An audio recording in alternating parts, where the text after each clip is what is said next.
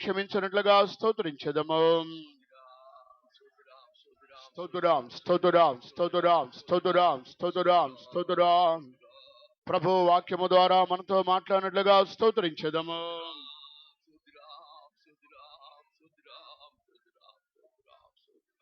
దేవుని వాక్యం చదువుకుందాం. దేవుని వచనத்தை వాసిపోం. మత్తయి సువార్త 7వ అధ్యాయము 9వ వాక్యం నుండి చదువుకుందాం. మత్తయి సువిశేషం 7వ అధ్యాయం 9వ వచనத்திலிருந்து వాసిపోం.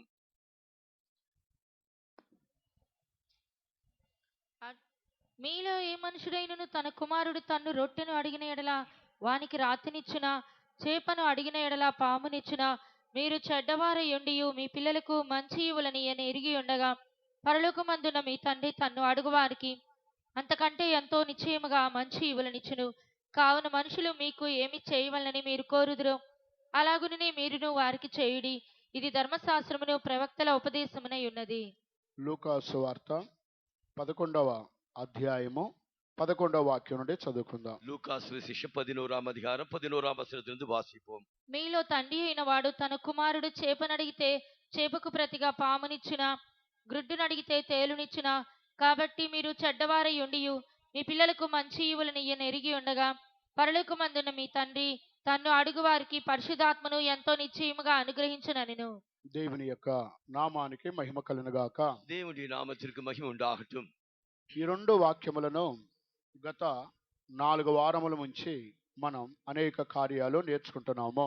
இந்த 2 வசனங்களிலிருந்து கடந்த 4 வாரங்களாக అనేక కార్యங்களை நாம் కற்றுకొண்டோம். ఈ రెండు వాక్యములను ఈ రెండు సువార్తలో మాత్రమే వ్రాయబడి ఉన్నది.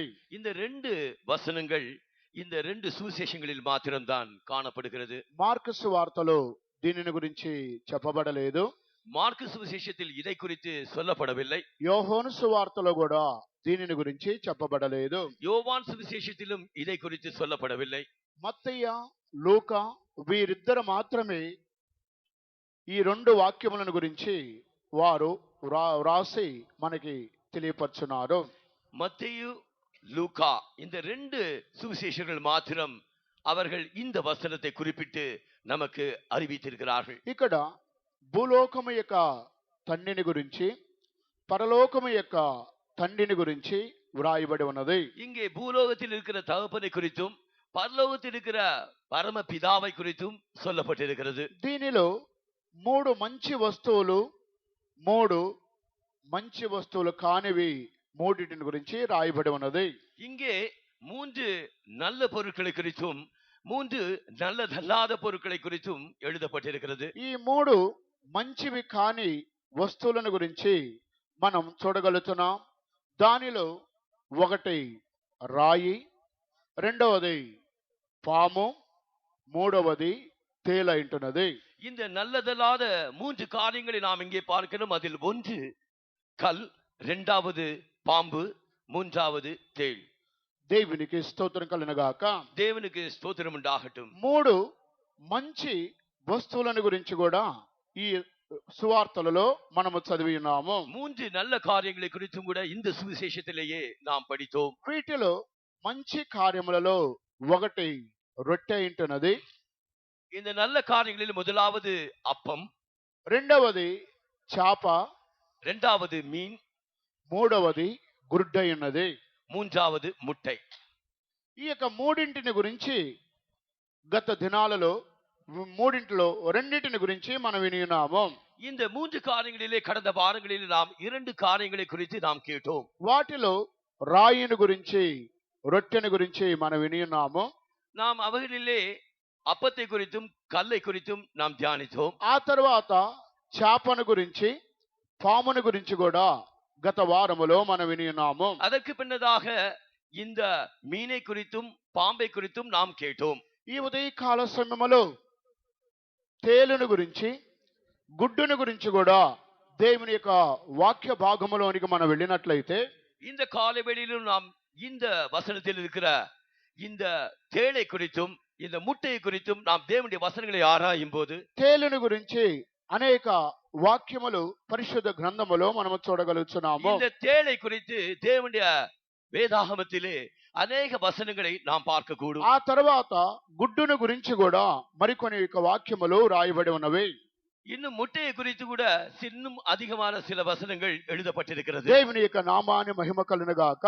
தேவனுடைய நாமத்திற்கு மகிமை உண்டாகட்டும். మొట్టమొదటగా తేలును గురించి కొన్ని వాక్యములు పరిశుద్ధ గ్రంథములో మనం చూచినప్పుడు, முதலாவதாக இந்த தேளை குறித்து பரிசுத்த வேதாகமத்தில் சில வசனங்களை நாம் பார்க்கும்போது, లూకాసు వార్త 10వ అధ్యాయమునకు మనం వచ్చినట్లయితే லூகாஸ் விசேஷம் 10ஆம் அதிகாரத்துக்கு நாம் வருவோம் என்றால் 19వ వాక్యములో పాములను తేలును గురించి పామును గురించి అక్కడ రాయబడి ఉన్నది. இங்கே 19ஆம் వசனத்திலே பாம்பை குறித்தும் தேளை குறித்தும் சொல்லப்பட்டிருக்கிறது.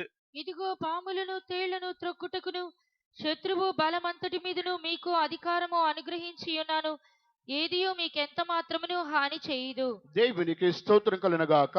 தேவனுக்கு ஸ்தோத்திரம் உண்டாகட்டும். ప్రభు అయినటువంటి యేసుక్రీస్తు ఈ భూమి మీద జీవించిన దినములలో తన యొక్క జనులకు ఆయన ఒక అధికారమును అనుగ్రహించి ఉన్నారు. கர்த்தராகிய இயேசு கிறிஸ்து இந்த பூமியில ஜீவிக்கும் போது அவர் தம்முடைய ஜனங்களுக்கு சில அதிகாரங்களை கொடுத்தார். ఆయన శిష్యులకి అధికారమును దేవుడు అనుగ్రహించి ఉన్నారు.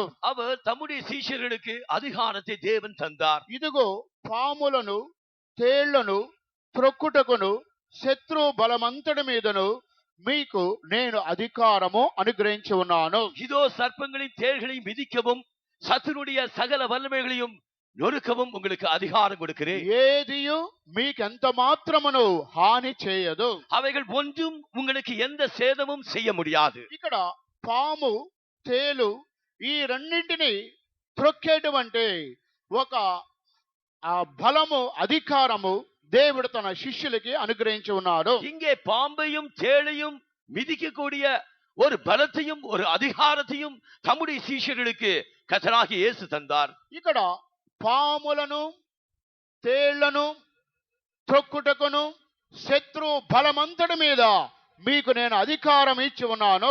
இதோ சர்ப்பங்களையும் தேள்களையும் மிதிக்கவும் சத்துருவின் சகல வல்லமைகளை மேற்கொள்ளவும் நான் உங்களுக்கு அதிகாரம் தருகிறேன். అప్పుడు ఈ వాక్యం ప్రకారంగా తేలు అనగా ఒక శత్రువు అని అర్థము. இந்த வசனத்தின்படி இந்த தேள் என்றால் அவன் ஒரு சத்துரு. తేలు మానవుడికి ఒక శత్రువుగా కనబడుతున్నది.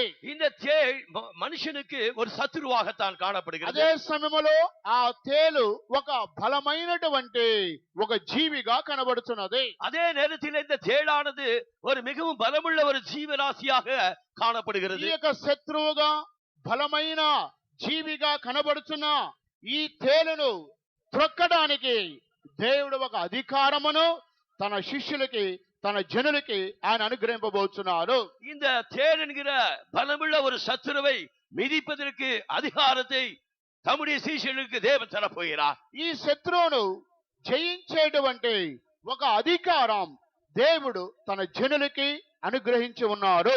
இந்த தேள் என்கிற சத்துருக்களை அழிக்கும்படியான அதிகாரத்தை தம்முடைய ஜனங்களுக்கு தேவன் கொடுத்திருக்கிறார். ఇది పరిశుద్ధాత్మ యొక్క అభిషేకము ద్వారా దేవుని యొక్క వాక్యము ద్వారా దేవుని యొక్క జనులు ఈ శత్రువుగా పిలువబడుతున్న తేలును త్రొక్కే అధికారము దేవుడిచ్చాడు. பரிசுத்தாவின் அபிஷேகத்தின் மூலமாகவும் தேவனுடைய வசனத்தின் மூலமாகவும் இந்த தேள் என்கிற பலமுள்ள சத்துருக்களை மிதிக்கும்படியான அதிகாரத்தை தம்முடைய ஜனங்களுக்கு தேவன் தந்திருக்கிறார். ఇది అక్షరానుసారమైన తేలు మాత్రమే కాదు, இது எழுத்தின்படி உள்ள ஒரு தேள் மாத்திரம் அல்ல. శత్రువు యొక్క బలమును అణిచివేసే ఒక శక్తి దేవుడు తన జనులకు అనుగ్రహింపబోతున్నాడు. சத்துருடைய வல்லமையை மேற்கொள்ளும்படியான அதிகாரத்தை தம்முடைய ஜனங்களுக்கு தேவன் தரப்போகிறார். నీ ఆత్మీయ జీవితమునకు విరోధముగా పోరాడుతున్న ఏ శత్రువునైనా సరే జయించే అధికారం దేవునికి ఇచ్చున్నారు. உன்னுடைய ஆவிக்குரிய ஜீவித்துக்கு விரோதமாக எதிர்த்து நிற்கிற எந்த சத்துருவானாலும் சரி அதை மேற்கொள்ளக்கூடிய வல்லமையை தேவன் உனக்கு தருகிறார். నీ యొక్క జీవితమునకు ఏ ఏ కార్యములు శత్రువులుగా కనబడుతున్నవి, உன்னுடைய ஜீவித்திற்கு எந்த காரியங்கள் சத்துருக்களாய் காணப்படுகிறது, నీ వ్యక్తిగత జీవితమునకు విరోధముగా శత్రువులు ఉన్నట్లయితే, உன்னுடைய தனிப்பட்ட ஜீவித்திற்கு விரோதமாக சத்துருக்கள் இருப்பாராக, నీ యొక్క కుటుంబమునకు విరోధముగా పోరాడుతున్న శత్రువులు ఉన్నట్లయితే, உன்னுடைய குடும்பத்திற்கு விரோதமாக போராடுகிற சத்துருக்கள் இருப்பார்களாக, నీ యొక్క ఉద్యోగమునకు వ్యాపారమునకు విరోధంగా పోరాడుతున్న శత్రువులు ఉన్నట్లయితే, உன்னுடைய உத்தியோகத்திற்கும் உன்னுடைய வியாபாரத்திற்கும் விரோதமாக போராடுகிற சத்துருக்கள் தந்திருக்கிறார்கள். ఏ శత్రువైనా శత్రు బలమంతటి మీద దేవునికి అధికారం ఇచ్చి ఉన్నాడు. அவர்கள் எத்தனை சத்துருக்களாய் இருந்தாலும் சத்துருக்களின் சகல வல்லமையின் மேல் மேற்கொள்ள அதிகாரத்தை கர்த்தர் தந்திருக்கிறார். శత్రువును నేను జయించలేనని నీవు భయపడకూడదు. இதோ சத்துருக்களை நான் ஜெயிக்க முடியாது என்று நீ பயப்பட வேண்டாம். శత్రువు పైన ఏ విధంగా నేను జయం పొందాలని నీవు కలవరపడకూడదు. சத்துருக்களுக்கு முன்பாக நான் எவ்விதமாக ஜெயம் பெறுவது என்று நீ கலங்க வேண்டாம். ఏ శత్రువైనా సరే శత్రువును జయించే ఒక అధికారం దేవునికి అనుగ్రహించి ఉన్నారు. உனக்கு எந்த சத்துருவாய் இருந்தாலும் சரி அந்த சத்துருவை ஜெயிக்கிற ஒரு அதிகாரத்தை தேவன் உனக்கு தந்திருக்கிறார். ఈ యొక్క అధికారము యేసు తన జనులకు మాత్రమే అనుగ్రహించి ఉన్నారు. இந்த அதிகாரத்தை கர்த்தராகிய இயேசு தம்முடைய ஜனங்களுக்கு மாத்திரமே கொடுத்திருக்கிறார். అయితే అనేక మంది ఆ శత్రువును జయించే బలమును వారు పొందలేని వారుగా కనబడుతున్నారు. தேவ ஜனங்களுக்குள்ளே அந்த சத்துருக்களை மேற்கொள்கிற அதிகாரத்தை பெறாதவர்களாய் சிலர் காணப்படுகிறார்கள். శత్రువులను జయించవలసిన దేవుని బిడలు శత్రువు చేతులు చిక్కిపోతున్నారు. இந்த சத்துருக்களை ஜெயிக்க வேண்டிய தேவனுடைய பிள்ளைகள் சத்துருக்களுடைய கைகளிலே சிக்கிக் கொள்கிறார். చిన్న చిన్న కార్యాలు కూడా వారు చిక్కిపోతున్నారు. அவர்கள் சின்ன சின்ன காரியங்களுக்குள்ள அவர்கள் சிக்கிண்டு போகிறார்கள். కానీ దేవుని యొక్క వాక్యము వారి పట్ల నెరవేరడం లేదు.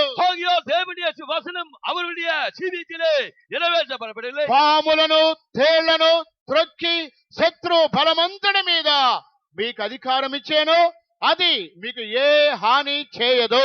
பாம்புகளையும் தேள்களையும் சத்துருவின் சகல வல்லமைகளை மேற்கொள்கிற அதிகாரத்தை நான் உங்களுக்கு கொடுத்திருக்கிறேன். அவைகள் உங்களுக்கு ஒன்றும் செய்ய முடியாது. కానీ విశ్వాసముతో నమ్మిన వారి వలన ఈ సూచక్రియలు జరిగినని మార్కు సువార్తలో చూడగలుగుతున్నాము. விசுவாசிக்கிறவனால் இந்த அடையாளங்கள் நடக்கும் என்று మార్కు సువిశేషத்தில் எழுதப்பட்டிருக்கிறது. మార్కు సువార్త 16వ అధ్యాయమునకు రండి. మార్కు సువిశేషం 16వ అధ్యాయం 17వ వాక్యం 17వ వచనం. నమ్మిన వారి వలన ఈ సూచక క్రియలు కనబడును.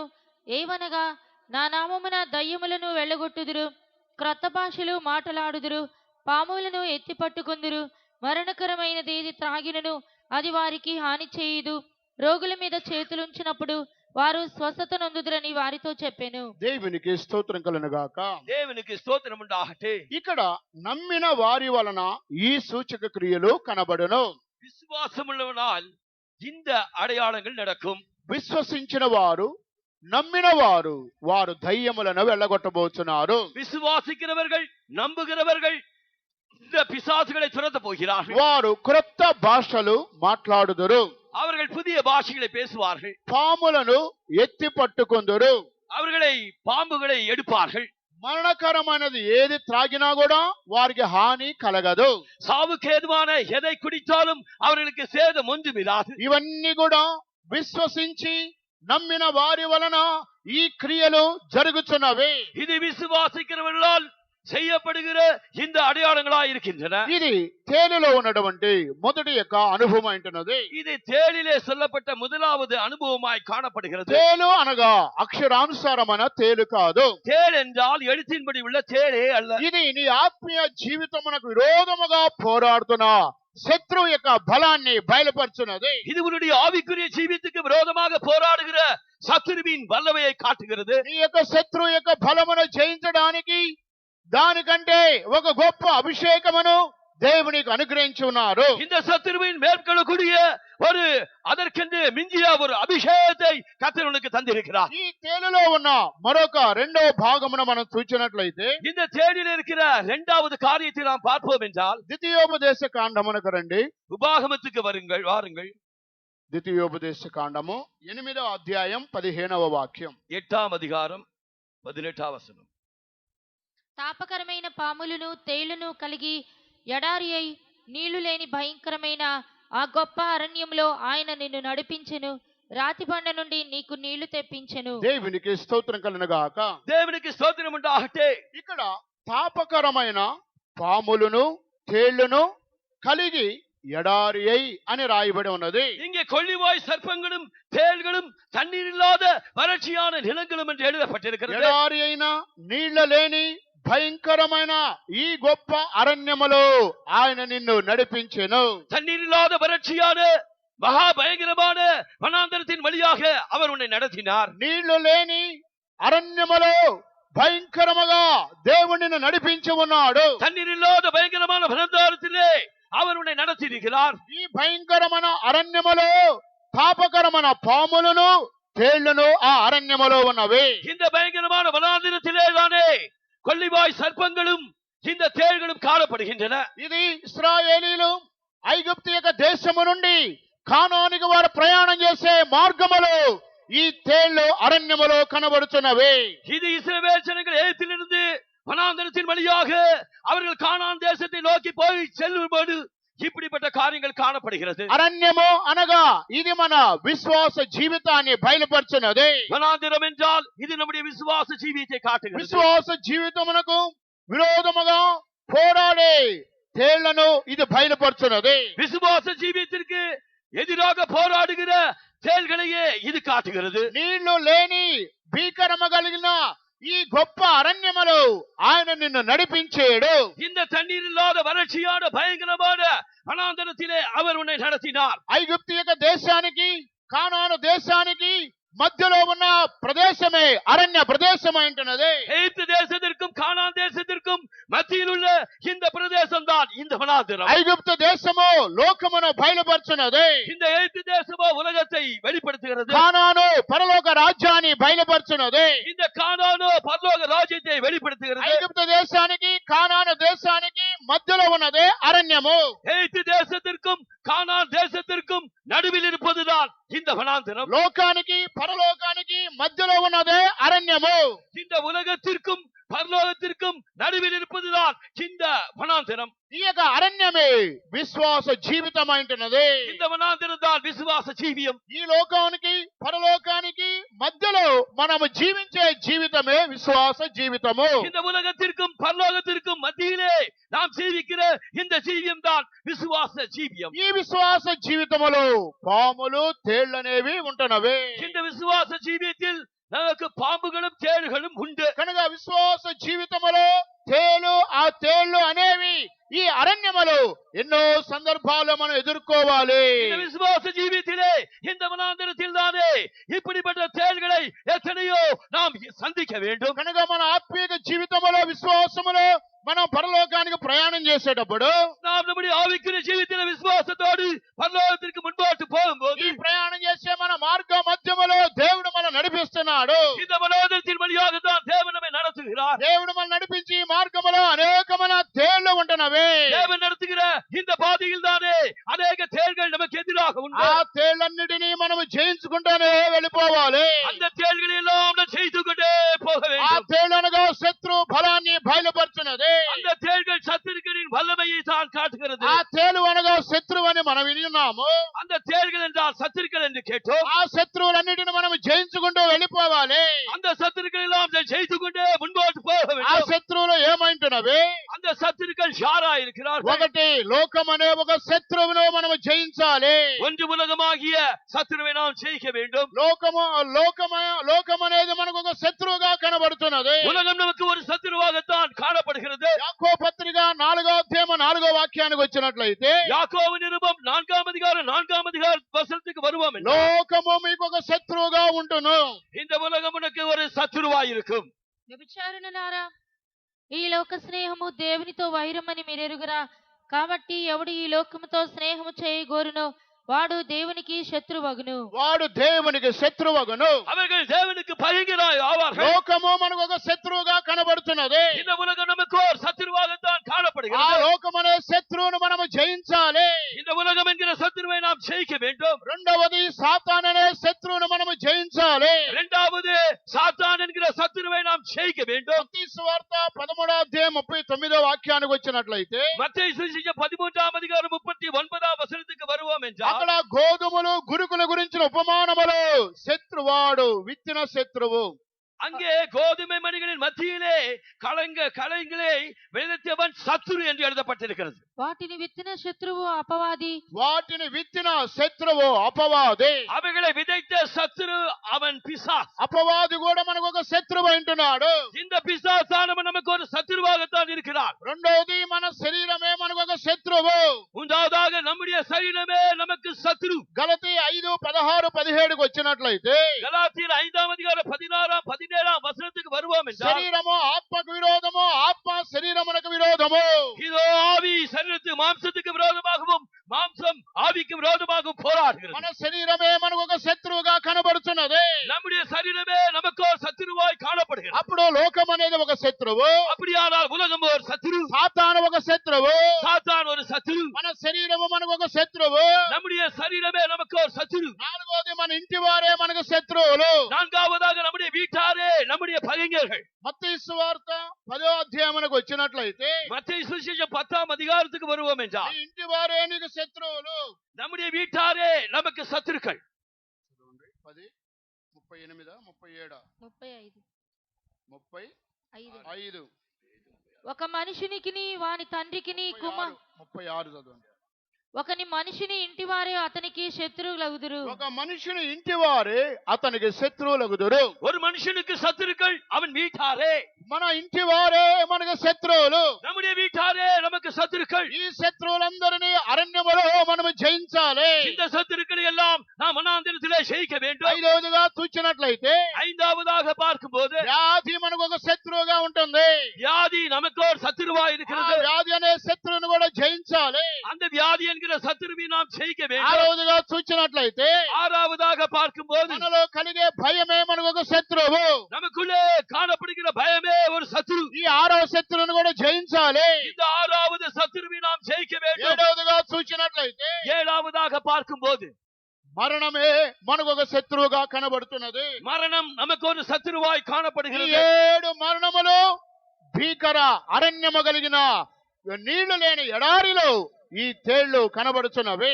இந்த தேள் என்கிற இந்த 7 சத்துருக்களும் இந்த தண்ணீர் இல்லாத வறட்சியான வனாந்தரத்திலே தான் காணப்படுகிறது. అందువలన పాములను తేళ్లన్నిటి మీద, శత్రు బలమంతుడి మీద నేను మీకు అధికారం అనుగ్రహించి ఉన్నాను. ஆகியோர் தான் பாம்புகளையும் தேள்களையும் சத்துருவின் சகல வல்லமையை மேற்கொள்ளுகிற அதிகாரத்தை நான் உங்களுக்கு ఏ தருகிறேன்.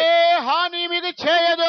அவைகள் உன்னை சேதப்படுத்த முடியாது. ఇది తేలులో ఉన్న రెండవ అనుభవం అంటున్నది. இது தேளிலே காணப்படுகிற இரண்டாம் அனுபவம். తేలులో ఉన్న మూడో అనుభవం చూచినట్లయితే, தேளில் இருக்கிற மூன்றாம் அனுபவத்தை பார்ப்போம் என்றால், తేలులో కూడా విషం అనేది ఉంటుంది. இந்த தேளிலும் விஷம் உண்டு. తేలుకి తోకలో కొండెములో విషం అనేది ఉంటుంది. இங்கே தேளுக்கு அதனுடைய வாலிலே கொடுக்கிலே விஷம் உண்டு.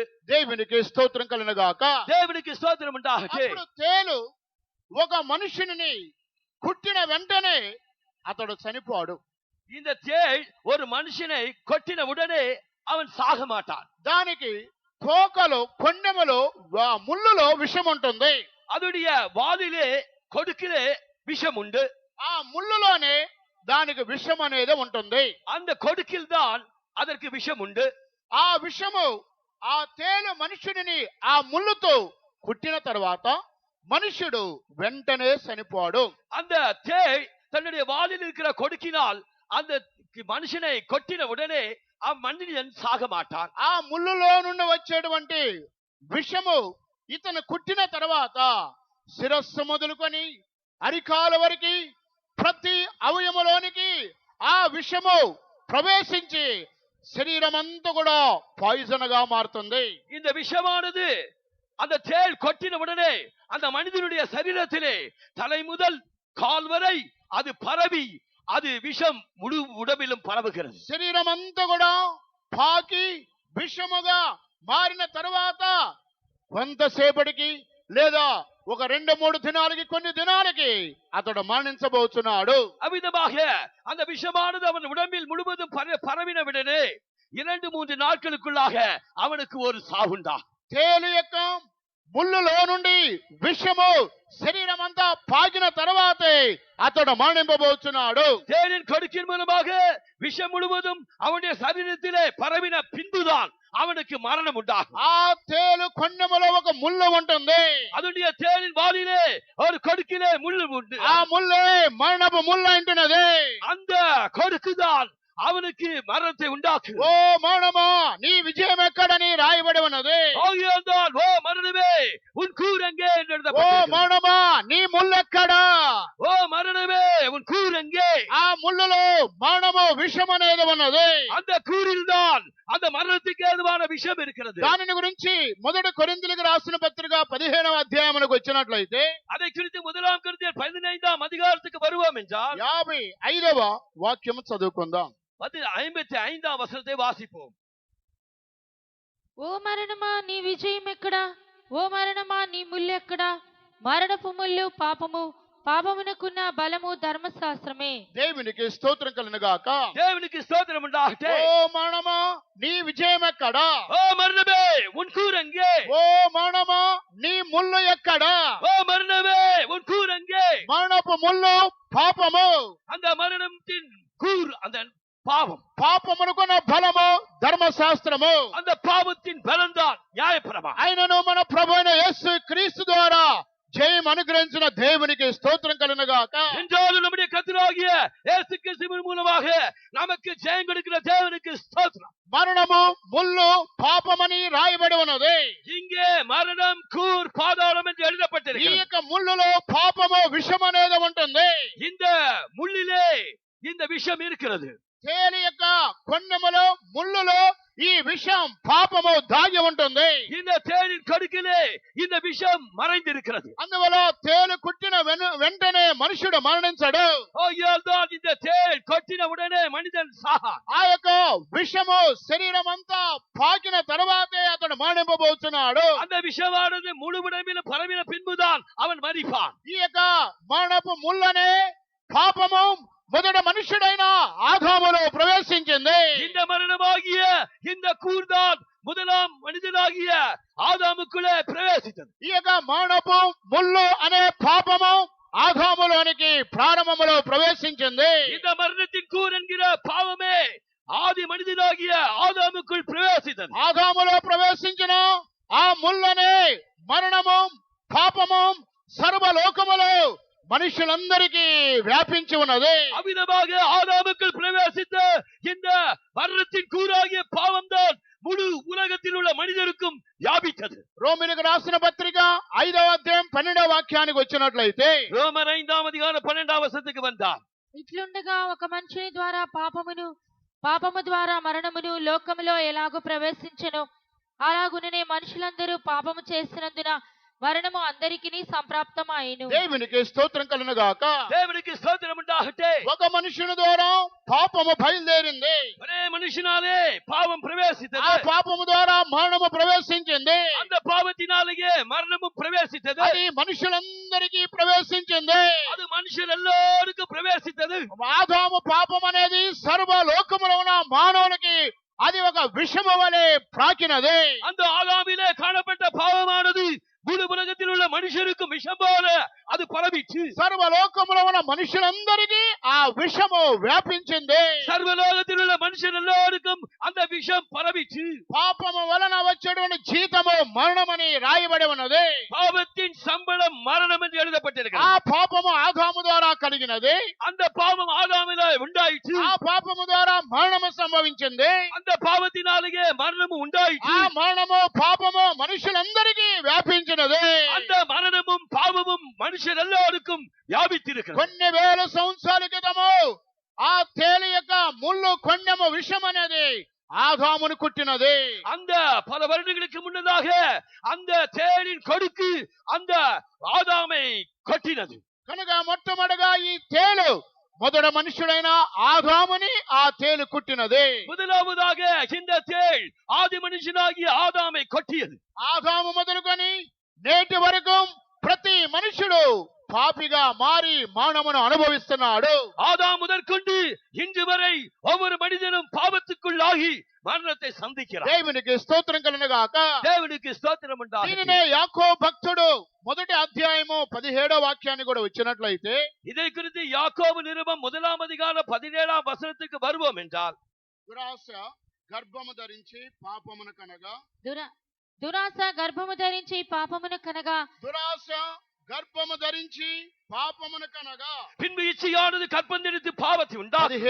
15వ వచనం 15ஆம் வசனம். దురాశ గర్భము ధరించి పాపమును కనగా దురాశ గర్భము ధరించి పాపమును కనగా இச்சையானது கற்பந்தெடுத்து பாவத்தை பிறப்பிக்கும். పాపము పరిపక్వమై మరణమును కనును. పాపము పరిపక్వమై మరణమును కనును.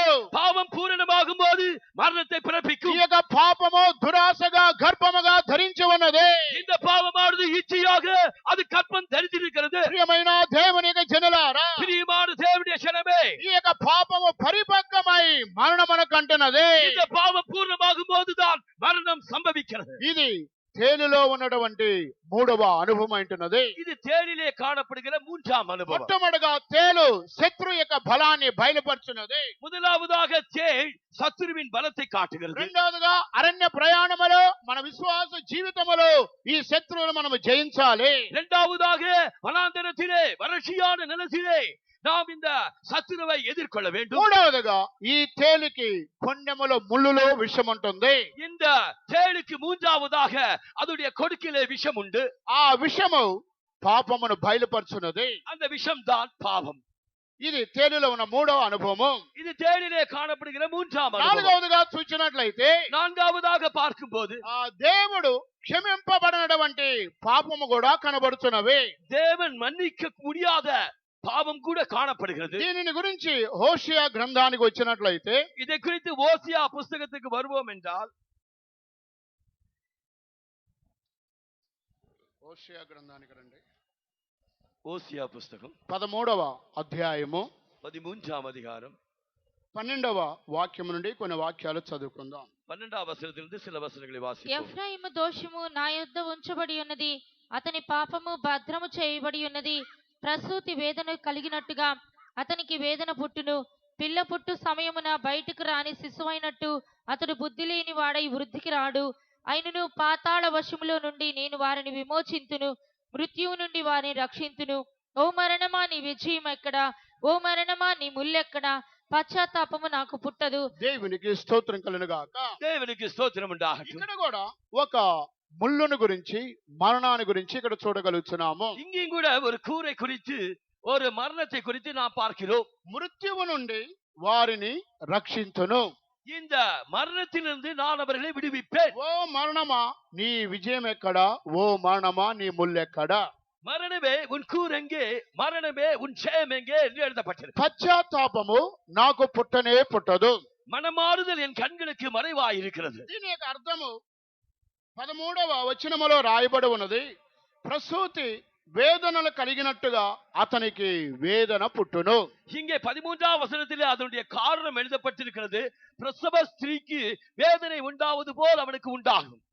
పిల్ల పుట్టు సమయమున బయటికి రాని శిశువు అయినట్టుగా అతడు బుద్ధి లేనివాడై వృద్ధికి రాడు అని రాయబడి ఉన్నది. அவன் விவேகம் இல்லாதவனாய் இருக்கிறபடியால் அவன் பேறுகாலம் மட்டும் அவன் நிற்கவில்லை. కనుక ఇక్కడ చెప్పబడినటువంటి ఈ వేదన మరణము అనేది ప్రసవించే ఒక స్త్రీ యొక్క వేదనను పోల్చి ఇక్కడ చెప్పబడి ఉన్నది. இங்கே சொல்லப்பட்ட வேதனை ஒரு பிரசவ ஸ்திரீ அவள் படும் வேதனை மரணத்திற்கு ஒப்பாக சொல்லப்பட்டிருக்கிறது. ఆ పిల్ల పుట్టే సమయమున వారు బయటికి రారు, అదే సమయంలో వారు బుద్ధి లేని వారుగా ఉండి అభివృద్ధి చెందరు అని రాయబడి ఉన్నది. அவர்கள் பேர்காலம் மட்டும் அவர்கள் வெளியே வருவதில்லை, விவேகம் இல்லாதவர்களாய் இருப்பார்கள் என்று எழுதப்பட்டிருக்கிறது. కనుక వారు బుద్ధి లేని వారై అభివృద్ధికి రారు. அவர்கள் புத்தி இல்லாதவர்களால் நிற்பதில்லை. ఆ వృద్ధికి రారు అనగా దీని యొక్క అర్థము ఇది ఆత్మీయ జీవితములో దేవుడు కూడా క్షమింపబడినటువంటి ఒక పాపాన్ని ఇది బయలుపరుచున్నది. அவ்விதமாக அவர்கள் நிற்பதில்லை என்றால் அவர்கள் ஆவிக்குரிய ஜீவியத்திலே தேவன் கூட மன்னிக்க முடியாத பாவத்திலே விழுந்து கிடக்கிறார்கள் என்று அர்த்தம். ఈ యొక్క పాపము ఇది ఒక మానవ ముళ్ళుతో హోషియా ప్రవక్త ద్వారా దేవుడు పలుకుతున్నాడు. இந்த பாவத்தை மரணத்தின் கூரென்று ஓசியா தீர்க்கதரிசியின் மூலமாக தேவன் ఈ வெளிப்படுத்துகிறார். యొక్క పాపమును వేదనను ఇది వృద్ధికి రాని ఈ వేదన చూసి దేవుడు కూడా పశ్చాత్తాపడడు అని రాయబడి ఉన్నది. இந்த பாவத்தின் இந்த வேதனையை குறித்து தேவன் கூட அதற்கு இறங்க முடியாது என்று నాకు எழுதப்பட்டிருக்கிறது. పశ్చాత్తాపము పుట్టదు எனக்கு மனமாறுதல் உண்டாகிறாது. అనగా దేవుడు క్షమింపబడనటువంటి ఒక పాపం అంటున్నది. அப்படியானால் தேவன் மன்னிக்க கூடாத பாவமாய் இருக்கிறது. ఈ తేలులో ఉన్నటువంటి నాలుగవ అనుభవం అంటున్నది. இது தேளிலே காணப்படுகிற நான்காம் அனுபவமாய் இருக்கிறது. ఐదవదిగా మనం చూచినట్లయితే ஐந்தாவதாக பார்க்கும்போது ప్రకటన గ్రంథం 9వ అధ్యాయంలో అక్కడ ఒక తేలుని గురించి రాయబడి ఉన్నది. வெளிப்படுத்தின விசேஷம் 9ஆம் அதிகாரத்திலே ஒரு தேளை குறித்து சொல்லப்பட்டிருக்கிறது. ఇది కృపా కాలము ముగింపబడిన తదుపరి ప్రభు రాకడలో దేవుని బిడ్డలు సంఘము కొనిపోబడిన తరువాత విడవబడిన క్రైస్తవులకి ఈ తేలు యొక్క బాధను వారు అనుభవింపబోతున్నారు. இது கிருபையின் காலத்தின் முடிவிலே கர்த்தராகிய இயேசுவின் வருகையிலே சபையானது எடுத்துக்கொள்ளப்பட்ட பின்பு సంభవిக்கிற காரியத்தில் ஒன்றாக ప్రభు எழுதப்பட்டிருக்கிறது. రాకడలో విడవబడిన క్రైస్తవులకి ఈ తేలు బాధ తెలియను. இந்த கர்த்தருடைய வருகையிலே கைவிடப்பட்ட சபைக்கு இந்த தேள் நன்றாக தெரியும். 9వ అధ్యాయము 5వ వాక్యం. 9ஆம் அதிகாரம் 5ஆம் வசனம். మరియు వారిని చంపుటకు అధికారం ఇయ్యబడలేదు గాని 5 నెలల వరకు బాధించుటకు వాటికి అధికారం ఇయ్యబడిను. వాటి వలన కలుగు బాధ తేలు మనిషిని కుట్టినప్పుడు ఉండు బాధ వలె ఉండును. దేవునికి స్తోత్రం కలుగునుగాక. தேவனுக்கு ஸ்தோத்திரம் உண்டாகட்ടെ. ఇక్కడ తేలు మనిషిని కుట్టినప్పుడు ఉండే బాధ వలె ఉంటుంది. இங்கே தேளானது மனிதனை கொட்டும் போது உண்டாகும் வேதனையை போல் இருந்தது. ఈ తేలు కుట్టిన వెంటనే మనుషుడు చనిపోవడానికి వీలు లేదు. இந்த தேள் கொட்டினவுடனே மனிதன் சாவதற்கு முடியாது. వారిని చంపడానికి ఈ తేలుకు అధికారము లేదు. அவர்களை கொல்லுவதற்கு இந்த தேளுக்கு அதிகாரமே இல்லை. ఆ తేలు కుట్టిన వెంటనే మనుషుడు చనిపోవడానికి వీలు లేదు. இந்த தேள் கொட்டினவுடனே மனிதன் சாவதற்கு முடியாது. ఆ తేలు కుట్టిన తర్వాత ఆ మనుషుడు 5 నెలల వరకు బాధను అనుభవించాలి. இந்த தேள் கொட்டின பின்பு 5 மாதமளவும் அவன் வேதனையை அனுபவிக்க வேண்டும். ఆ వేదనను మనుషుడు అనుభవించి మరణిస్తే మంచిదని మరణాన్ని ఆ దినాలలో మనుషులు వెతుకుతున్నారు. அந்நாட்களிலே மனுஷர்கள் அந்த வேதனையை சகிக்க கூடாமல் மரணம் வந்தால் போதும் என்று காத்திருப்பார். వారు మరణమును ఎంత వెతికినప్పటికీ మరణము వారి యొద్ద నుండి పారిపోతున్నది. அவர்கள் எவ்வளவுதான் மரணத்தை தேடினாலும் மரணம் அவர்களை விட்டு ஓடி போகும். కనుక 5 నెలల వరకు ఆ తేలు కుట్టినప్పుడు వారు బాధను అనుభవిస్తున్నారు. அவர்கள் 5 மாதமளவும் அந்த தேள் கொட்டின பின்பு வேதனையை அனுபவிக்கிறார். ఈ తేలు ఎక్కడి నుంచి బయలుదేరుతుంది? இந்த தேள் எங்கிருந்து வருகிறது? మహా అగాధములో నుండి ఈ తేలు బయలుదేరుతున్నది. மகா பாதாள குழியிலிருந்து அந்த தேள் புறப்பட்டு வருகிறது. ఈ 9వ అధ్యాయమునకు ప్రకటన గ్రంథం 9వ అధ్యాయమునకు వచ్చినట్లయితే இந்த வெளிப்படுத்தின விசேஷம் 9ஆம் அதிகாரத்துக்கு வருவோம் என்றால் మొదటి నుండి కొన్ని వాక్యాలు చదువుకుందాం. முதல் வசனத்திலிருந்து சில வசனங்களை வாசிப்போம். 5వ దూత బూర ఊదినప్పుడు ఆకాశము నుండి భూమి మీద రాలిన ఒక నక్షత్రమును చూచి తిని అగాధము యొక్క తాళపు చెవి అతనికి ఇయ్యబడిను. అతడు అగాధము తెరువుగా పెద్ద కొలిమిలో నుండి లేచు పొగ వంటి పొగ ఆ అగాధములో నుండి లేచును. ఆ అగాధములోని పొగ చేత సూర్యుని వాయుమండలమున చీకటి కమ్మెను. ఆ పొగలో నుండి మిడతలు భూమి మీదికి వచ్చెను. భూమిలో ఉండు తేళ్లకు బలమున్నట్టు వాటికి బలము ఇయ్యబడెను. దేవునికి స్తోత్రం కలుగునుగాక. தேவனுக்கு ஸ்தோத்திரம் உண்டாகட்ടെ. ఈ మహా అగాధములో నుండి ఈ తేళ్లు బయటికి వస్తున్నవి. இந்த பாதாள குழியிலிருந்து இந்த தேள்கள் வெளி வருகிறது. అగాధము పాతాళానికి ఒక తాళపు చెవి ఉంటుంది. இந்த பாதாள குழிக்கும் ஓர் திறவுகோல் உண்டு.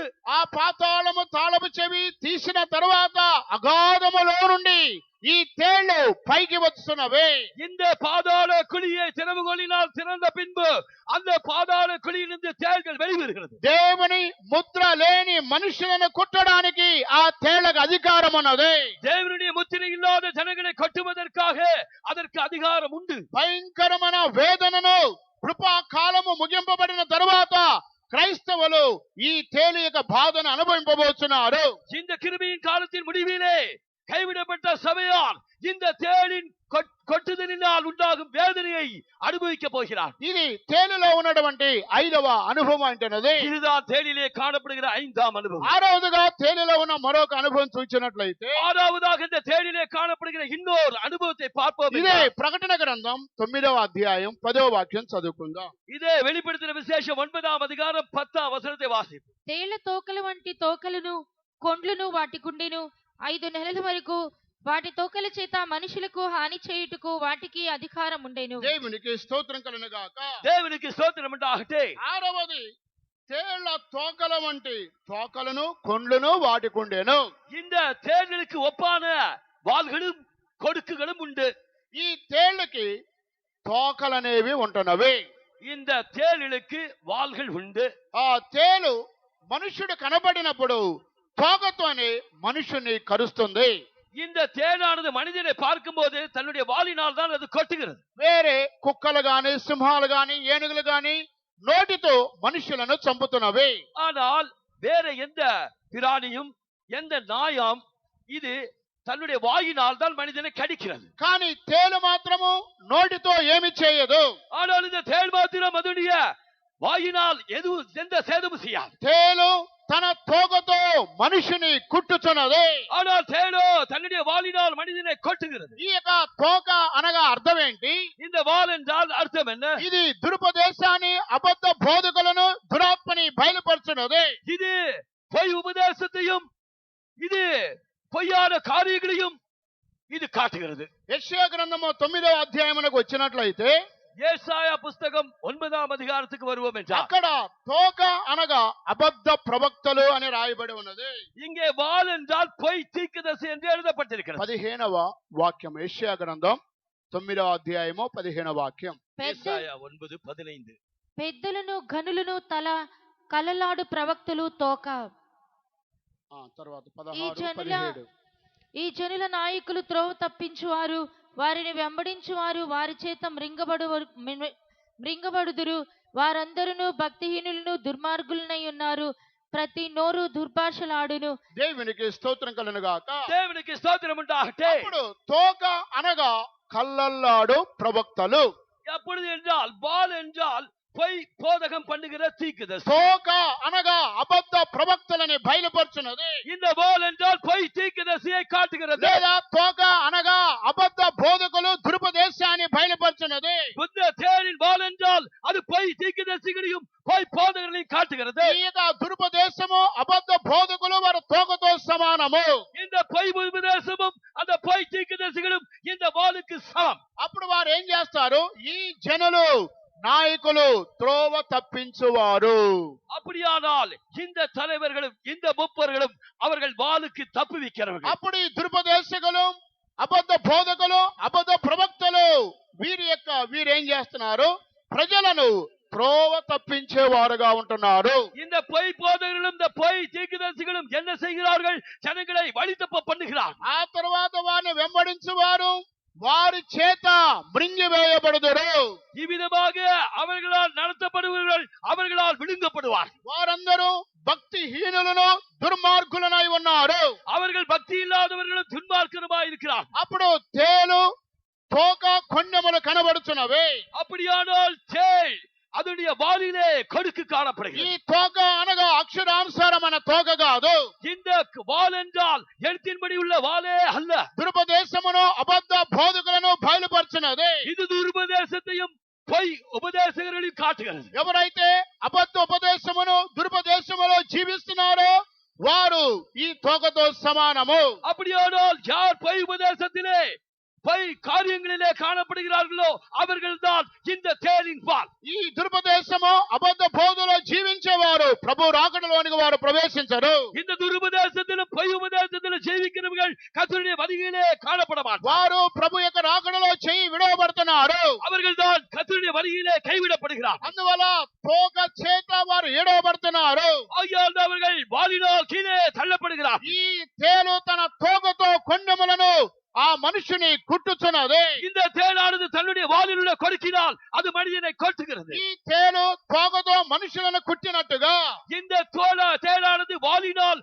மனிதனை கொடுக்கினால் கொட்டுவது గడ போல సర్పము కూడా తన తోక చేత మనుషులను పరలోకములోని ఈడ్చి కింద పడవేస్తున్నది. அவ்விதமாகவே வலு சர்ப்பமானது தன்னுடைய வாலினால் பரலோகத்திலே மின்னுகிற பரிசுத்தவான்களை கீழே தள்ளுகிறது. ప్రకటన గ్రంథం 12వ అధ్యాయములకు వచ్చినట్లయితే வெளிப்படுத்தின விசேஷம் 12ஆம் அதிகாரத்துக்கு வருவோம் என்றால் ఈ యొక్క గడ సర్పానికి కూడా ఒక తోక ఉంటుంది. இதோ இந்த வலு சர்ப்பத்திற்கும் ஒரு வால் உண்டு. ప్రకటన గ్రంథం 12వ అధ్యాయం 4వ వాక్యము. வெளிப்படுத்தின விசேஷம் 12ஆம் அதிகாரம் 4ஆம் வசனம். దాని తోక ఆకాశ నక్షత్రములలో 3వ భాగము నీడ్చి వాటిని భూమి మీద పడవేసెను. కననీయున్న ఆ స్త్రీ కనగానే ఆమె శిశువును మృంగివేయవలనని ఆ ఘట సర్పము స్త్రీ ఎదుట నిలుచుండెను. దేవునికి స్తోత్రం కలుగును గాక. தேவனுக்கு ஸ்தோத்திரம் உண்டாகட்ടെ. ఇక్కడ ఘట సర్పాని కూడా ఒక తోక ఉన్నది. இங்கே வலு சர்ப்பத்திற்கு ஒரு வால் உண்டு. ఆకాశ నక్షత్రములలో 3వ భాగం ఈడ్చి ఆ తోకతో పరిశుద్ధులను పడవేయుచున్నది. வானத்தின் நட்சத்திரங்களை மூன்றில் ஒரு பங்கை அது வாலினால் இழுத்து பரிசுத்தவான்களை கீழே விழ தள்ளுகிறது. ఘట సర్పము తన తోక వలన నక్షత్రములాగా ప్రకాశించే దేవుని బిడ్డలను పడగొడుతున్నాడు. எவ்விதமாக வலு சர்ப்பமானது தன்னுடைய வாலினால் நட்சத்திரங்களை போல மின்னுகிற பரிசுத்தவான்களை கீழே தள்ளுகிறதோ, తేలు తన తోక వలన మనుషులను కుట్టుచున్నది. இந்த தேளானது தன்னுடைய வாலினால் மனுஷரை கொட்டுகிறது. ఈ తేలు ఘట సర్పం రెండింటికి తోకలో శక్తి ఉన్నది. இந்த வலு சர்ப்பத்திற்கும் இந்த தேளுக்கும் தன்னுடைய வாலிலே அது வல்லமை இருக்கிறது. ఈ యొక్క తోక అనగా అక్షరానుసారమైన తోక కాదు. இந்த வால் என்றால் எழுத்தின்படி உள்ள வாலே அல்ல. ఇది అబద్ధ బోధకులను ప్రవక్తలను దురుపదేశాన్ని బయలుపరుచున్నది. இது பொய் உபதேசங்களை துருபதேசத்தையும் பொய் தீர்க்கதரிசிகளை காட்டுகிறது. దురుపదేశములో జీవించే క్రైస్తవుడు ప్రభు రాకడలో విడవబడుతున్నాడు. இந்த துருபதேசத்திலே ஜீவிக்கிறவர்கள் கர்த்தருடைய வருகையிலே கைவிடப்படுவார். అందువల్ల ప్రభు రాకడలో విడవబడిన వారికి తేలు 5 నెలలు కుట్టుచున్నది. இந்த கர்த்தருடைய வருகையிலே கைவிடப்பட்டவர்களை 5 மாத அளவும் இந்த தேள் கொட்டுகிறது. కనుక ఆ తేలు కుట్టిన వెంటనే మనుషుడు మరణించడం లేదు. தேள் கொட்டின உடனே மனிதன் மரிப்பதில்லை. 5 నెలల వరకు అతడు బాధపడుతున్నాడు. அவன் 5 மாதம் அளவும் அவன் வேதனைப்படுவான். ప్రియమైన దేవుని బిడ్డలారా, తేలులో ఈ యొక్క 6 స్వభావాలు కనబడుతున్నవి. பிரியமானவர்களே, தேளிலே இந்த 6 சுபாவங்கள் காணப்படுகிறது. అయినప్పటికీ వీటన్నిటిని జయించే శత్రు బలం అధికారము దేవుడు తన జనులకు అనుగ్రహించి ఉన్నారు. என்றாலும் இந்த தேள்களை மிதிக்கவும் சத்துருவின் வல்லமைகளை மேற்கொள்ளவும் தேவன் அதிகாரத்தை தருகிறார். దేవుని యొక్క అభిషేకము ద్వారా, వాక్యము ద్వారా ఈ తేలును మనం జయించాలి. தேவனுடைய அபிஷேகத்தின் மூலமாக, தேவனுடைய வசனத்தின் மூலமாக இந்த தேள்களை நாம் ஜெயிக்க வேண்டும். దేవునికి స్తోత్రం కలుగును గాక. தேவனுக்கு ஸ்தோத்திரம் ఇవి உண்டாக. తేలులో ఉన్న అనుభవాలు అంటున్నవి. இது தேளிலே உள்ள ఆ அனுபவமாயிருக்கிறது. తర్వాత గుడ్డులో ఉన్నటువంటి అనుభవమును మనం చూసినట్లయితే இதற்கு பின்னதாக முட்டியிலே இருக்கிற அனுபவத்தை நாம் பார்ப்போம். లూకాసు వార్త 11వ అధ్యాయం 11వ వాక్యం మరలా మనం చదువుకుందాం. லூக்காஸ் விசேஷம் 11ஆம் அதிகாரம் 11ஆம் வசனம் மறுபடியும் வாசிப்போம். మీలో తండ్రి అయిన వాడు తన కుమారుడు చేపను అడిగితే చేపకు ప్రతిగా పామునిచ్చునా, గ్రుడ్డును అడిగితే తేలునిచ్చునా? దేవునికి స్తోత్రం కలుగును గాక. தேவனுக்கு ஸ்தோத்திரம் உண்டாகட்ടെ. ఇక్కడ గురుడ్డు అని చెప్పినప్పుడు ఈ గుడ్డులో కూడా అనేకమైన భాగములు కనబడుతున్నవి. இங்கே முட்டை என்று சொல்லும்போது இந்த முட்டையில கூட அநேக விதமான காரியங்கள் ఈ காணப்படுகின்றன. యొక్క గురుడ్డుకి పైన ఒక పెంకు అది ఖాళీగా ఉంటుంది. இங்கே இந்த முட்டைக்கு மேலாக அந்த கூட்டிலே ஒரு இடம் காலியாக ఆ இருக்கிறது. పెంకు గుడ్డు ఉడకబెట్టిన తర్వాత ఆ తదుపరి ఆ పెంకు ఖాళీగా ఉంటుంది. இவ்விதமாக அந்த முட்டையானது கருவுற்ற பின்பு அதோடைய முட்டை தோடு வந்த பின்பு அதற்கிடையிலே ஒரு இடம் இருக்கிறது. దాని పై భాగము ఆ పెంకు ఖాళీగా ఉంటుంది. అది దేనిని బయలుపరుచున్నది? அந்த முட்டை தோடானது அது வெளியரங்கமாக பார்க்கும் போது வெறுமையாக இருக்கிறது. அது எதை காட்டுகிறது? అది ఖాళీ అనుభవం లేనట్లయితే మనమే రిక్తులుగా చేసుకునే అనుభవాన్ని బయలుపరుచున్నది. இந்த காலியான அனுபவம் அது வெறுமையான அனுபவத்தை நம்மை தாழ்த்தி கொள்கிற வெறுமைப்படுத்துகிற அனுபவத்தை காட்டுகிறது. యేసు క్రీస్తు శిలువ మరణము పొందినంతగా విధేయత చూపి తన్ను తాను రిక్తుడుగా చేసుకున్నాడు. கர்த்தராகிய இயேசு கிறிஸ்து தம்மை தாமே தாழ்த்தி சிலுவையின் மரணம் தம்மை தாமே வெறுமையாக்கினார். ఈ యొక్క గుడ్డు దాని పై భాగము ఆ పెంకు రిక్తత్వాన్ని ఖాళీగా ఉన్న అనుభవాన్ని బయలుపరుచున్నది. இந்த முட்டைக்கு மேலாக இருக்கிற இந்த தோடு அது இந்த காலியான ஒரு அனுபவத்தை காட்டுகிறது. రెండవదిగా ఈ గుడ్డులో ఉన్న అనుభవం చూచినట్లయితే இரண்டாவதாக இந்த முட்டையில் இருக்கிற அனுபவத்தை பார்க்கும்போது దానిలో ఒక తెల్ల సొన కనబడుతున్నది. அதிலே ஒரு வெண்மையான ஒரு சவ்வு காணப்படுகிறது. అది పరిశుద్ధతను బయలుపరుచున్నది. அது பரிசுத்தத்தை வெளிப்படுத்துகிறது. మూడవదిగా గుడ్డులో ఉన్న మూడో భాగము ఎల్లో కలర్ లో, పసుపు కలర్ లో మరొక సొన ఉంటుంది. இந்த மூன்றாவதாக இந்த முட்டையிலே மஞ்சள் நிறத்திலே ஒரு கரு காணப்படுகிறது. అది ఆత్మీయ జీవితంలో ఉన్న తీవ్రతను, ఆసక్తిని బయలుపరుచున్నది. இது ஆவிக்குரிய ஜீவிதத்தில் இருக்கிற வைராக்கியத்தை, ஆவிக்குரிய ஜீவிதத்தில் காணப்படுகிற ஜீவனை இது ఈ காட்டுகிறது. 3 అనుభవములు ఆ గుడ్డులో కనబడుతున్నవి. இந்த 3 அனுபவங்கள் இந்த முட்டையில் தான் காணப்படுகிறது. కనుక ఒకటి ఆ పెంకు బాహ్య ప్రపంచాన్ని లేదా మనలో ఉన్న రిక్తత్వాన్ని అది బయలుపరుచున్నది.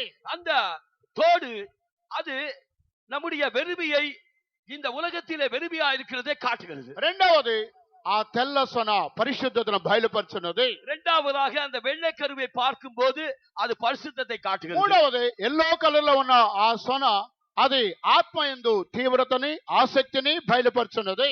மூன்றாவதாக அந்த மஞ்சள் கரு ஆவிக்குரிய ஜீவிதத்தில் உள்ள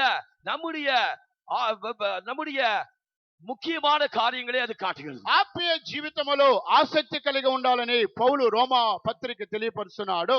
நாம் ஆவியிலே நாம் பக்தி வைராக்கியமாக இருக்க வேண்டும் என்று ரோமர் சபைக்கு அப்போஸ்தலனாகிய பவுல் எழுதுகிறார். ఆత్మలో మనము వైరాగ్యము ఆసక్తి కలిగిన వారుగా జీవించాలి. நாம் ఆవిயிலே நாம் வைராக்கியம் உள்ளவர்களாய் நாம் ஜீவிக்க வேண்டும். ఈ మూడు మాత్రం అనుభవాలు మాత్రమే కాకుండా இந்த மூன்று அனுபவங்கள் மாத்திரமே அல்லாமல் మరొకటి గురుడు అనగా నిరీక్షణకి సాదృశ్యముగా ఉన్నది.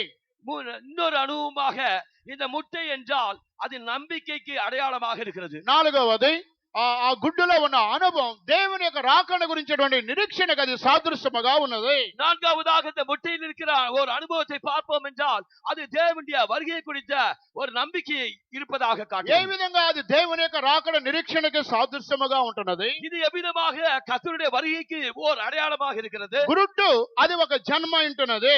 இந்த முட்டை என்பது அது ஒரு பிறப்பாக இருக்கிறது. ఆ జన్మ మాత్రమే కాకుండా గుడ్డులో నుండి మరొక కోడి పిల్ల బయటికి రావాలి. இப்பொழுது அந்த பிறப்பு மாத்திரமல்ல, இந்த முட்டையிலிருந்து இன்னொரு பிறப்பு உண்டாக வேண்டும். కోడిలో నుండి గుడ్డు వస్తుంది, అది ఒక జన్మ ఉంటున్నది. கோழியிலிருந்து முட்டை வருகிறது, அது ஒரு பிறப்பாக ఆ இருக்கிறது. గుడ్డులో నుండి ఒక పిల్ల బయటికి రావాలను, అదే దేవుని యొక్క రాకడ గురించిన నిరీక్షణకి సాదృశ్యముగా ఉన్నది. அந்த முட்டையிலிருந்து ஒரு குஞ்சு வெளிவர வேண்டும், அது இன்னொரு பிறப்பு, அதுதான் கர்த்தருடைய வருகைக்கு அடையாளமாக இருக்கிறது. దాని గురించి మత్తయి సువార్త 23వ అధ్యాయానికి వచ్చినట్లయితే அதை குறித்து மத்தேயு சுவிசேஷம் 23ஆம் அதிகாரத்துக்கு வருவோம். యెరూషలేమా యెరూషలేమా అని యేసు ప్రభు ఇశ్రాయేలు ప్రజలను పిలుస్తున్నాడు. எருசலேமே எருசலேமே என்று கர்த்தராகிய இயேசு இஸ்ரவேல் ஜனங்களை அழைக்கிறார். కోడి తన పిల్లలను తన రెక్కల చాటుకి దాచి అనేక మారులు పిలిచినప్పటికీ ఆ యొక్క పిల్లలు రెక్కల కిందకి రాలేని స్థితిలో ఉన్నారు. இதோ கோழி தன் குஞ்சுகளை சேர்த்துக் கொண்டு மனமாக அநேக முறை உங்களை கூவி அழைத்தேன் என்று அவர் சொல்லுகிறார். మత్తయి సువార్త 23వ అధ్యాయము 37. மத்தேயு சுவிசேஷம் 23ஆம் அதிகாரம் 37ஆம் வசனம். యెరూషలేమా యెరూషలేమా, ప్రవక్తలను చంపుచును నీ యొద్దకు పంపబడిన వారిని రాళ్లతో కొట్టుచును ఉండుదానా?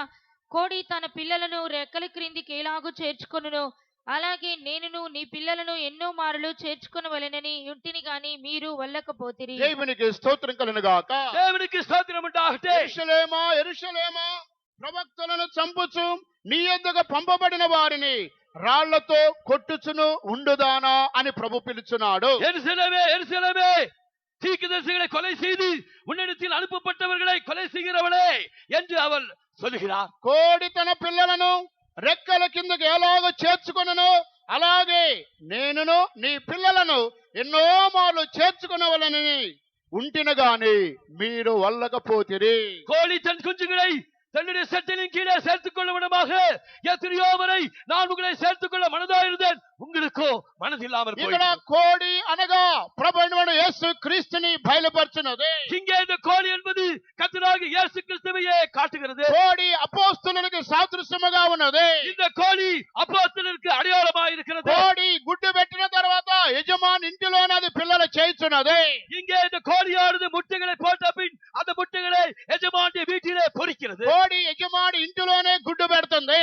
கோழி தன்னுடைய எஜமானுடைய வீட்டிலே அது முட்டையிடுகிறது. కోడి దారిలోనో రోడ్డు మీద ఎక్కడో ఆ చెట్ల పొదలలో కోడి గుడ్లు పెట్టనే పెట్టదు. இந்த கோழியானது எங்கே வழியிலோ எங்கே புதரிலோ எங்கே மரத்திலோ அது தன்னுடைய முட்டைகளை போடுவதல்ல. కోడి తన యజమాని ఇంటిలోనే గుడ్డు పెడుతుంది. கோழியானது தன்னுடைய எஜமானுடைய வீட்டிலேயே முட்டையிடுகிறது. అందువల్ల కోడి ప్రభువైన యేసు క్రీస్తుకి సాదృశ్యముగా ఉన్నది. இந்த கோழி கர்த்தராகிய இயேசு கிறிஸ்துவுக்கு அடையாளமாக இருக்கிறது. తన పిల్లలు దేవుని యొక్క జనులైంటున్నారు. இந்த சனங்கிட்ட பிள்ளைகள் அந்த தேவனுடைய சனங்களாக இருக்கிறார். అందువల్ల కోడి తన పిల్లలను రెక్కల కింద ఎలాగో చేర్చుకొనను, అలాగే నేనును నీ పిల్లలను ఎన్నో మాలు చేర్చుకొనవలని నేను ఆశపడుతున్నా గాని మీరు ఒప్పుకపోతిరి.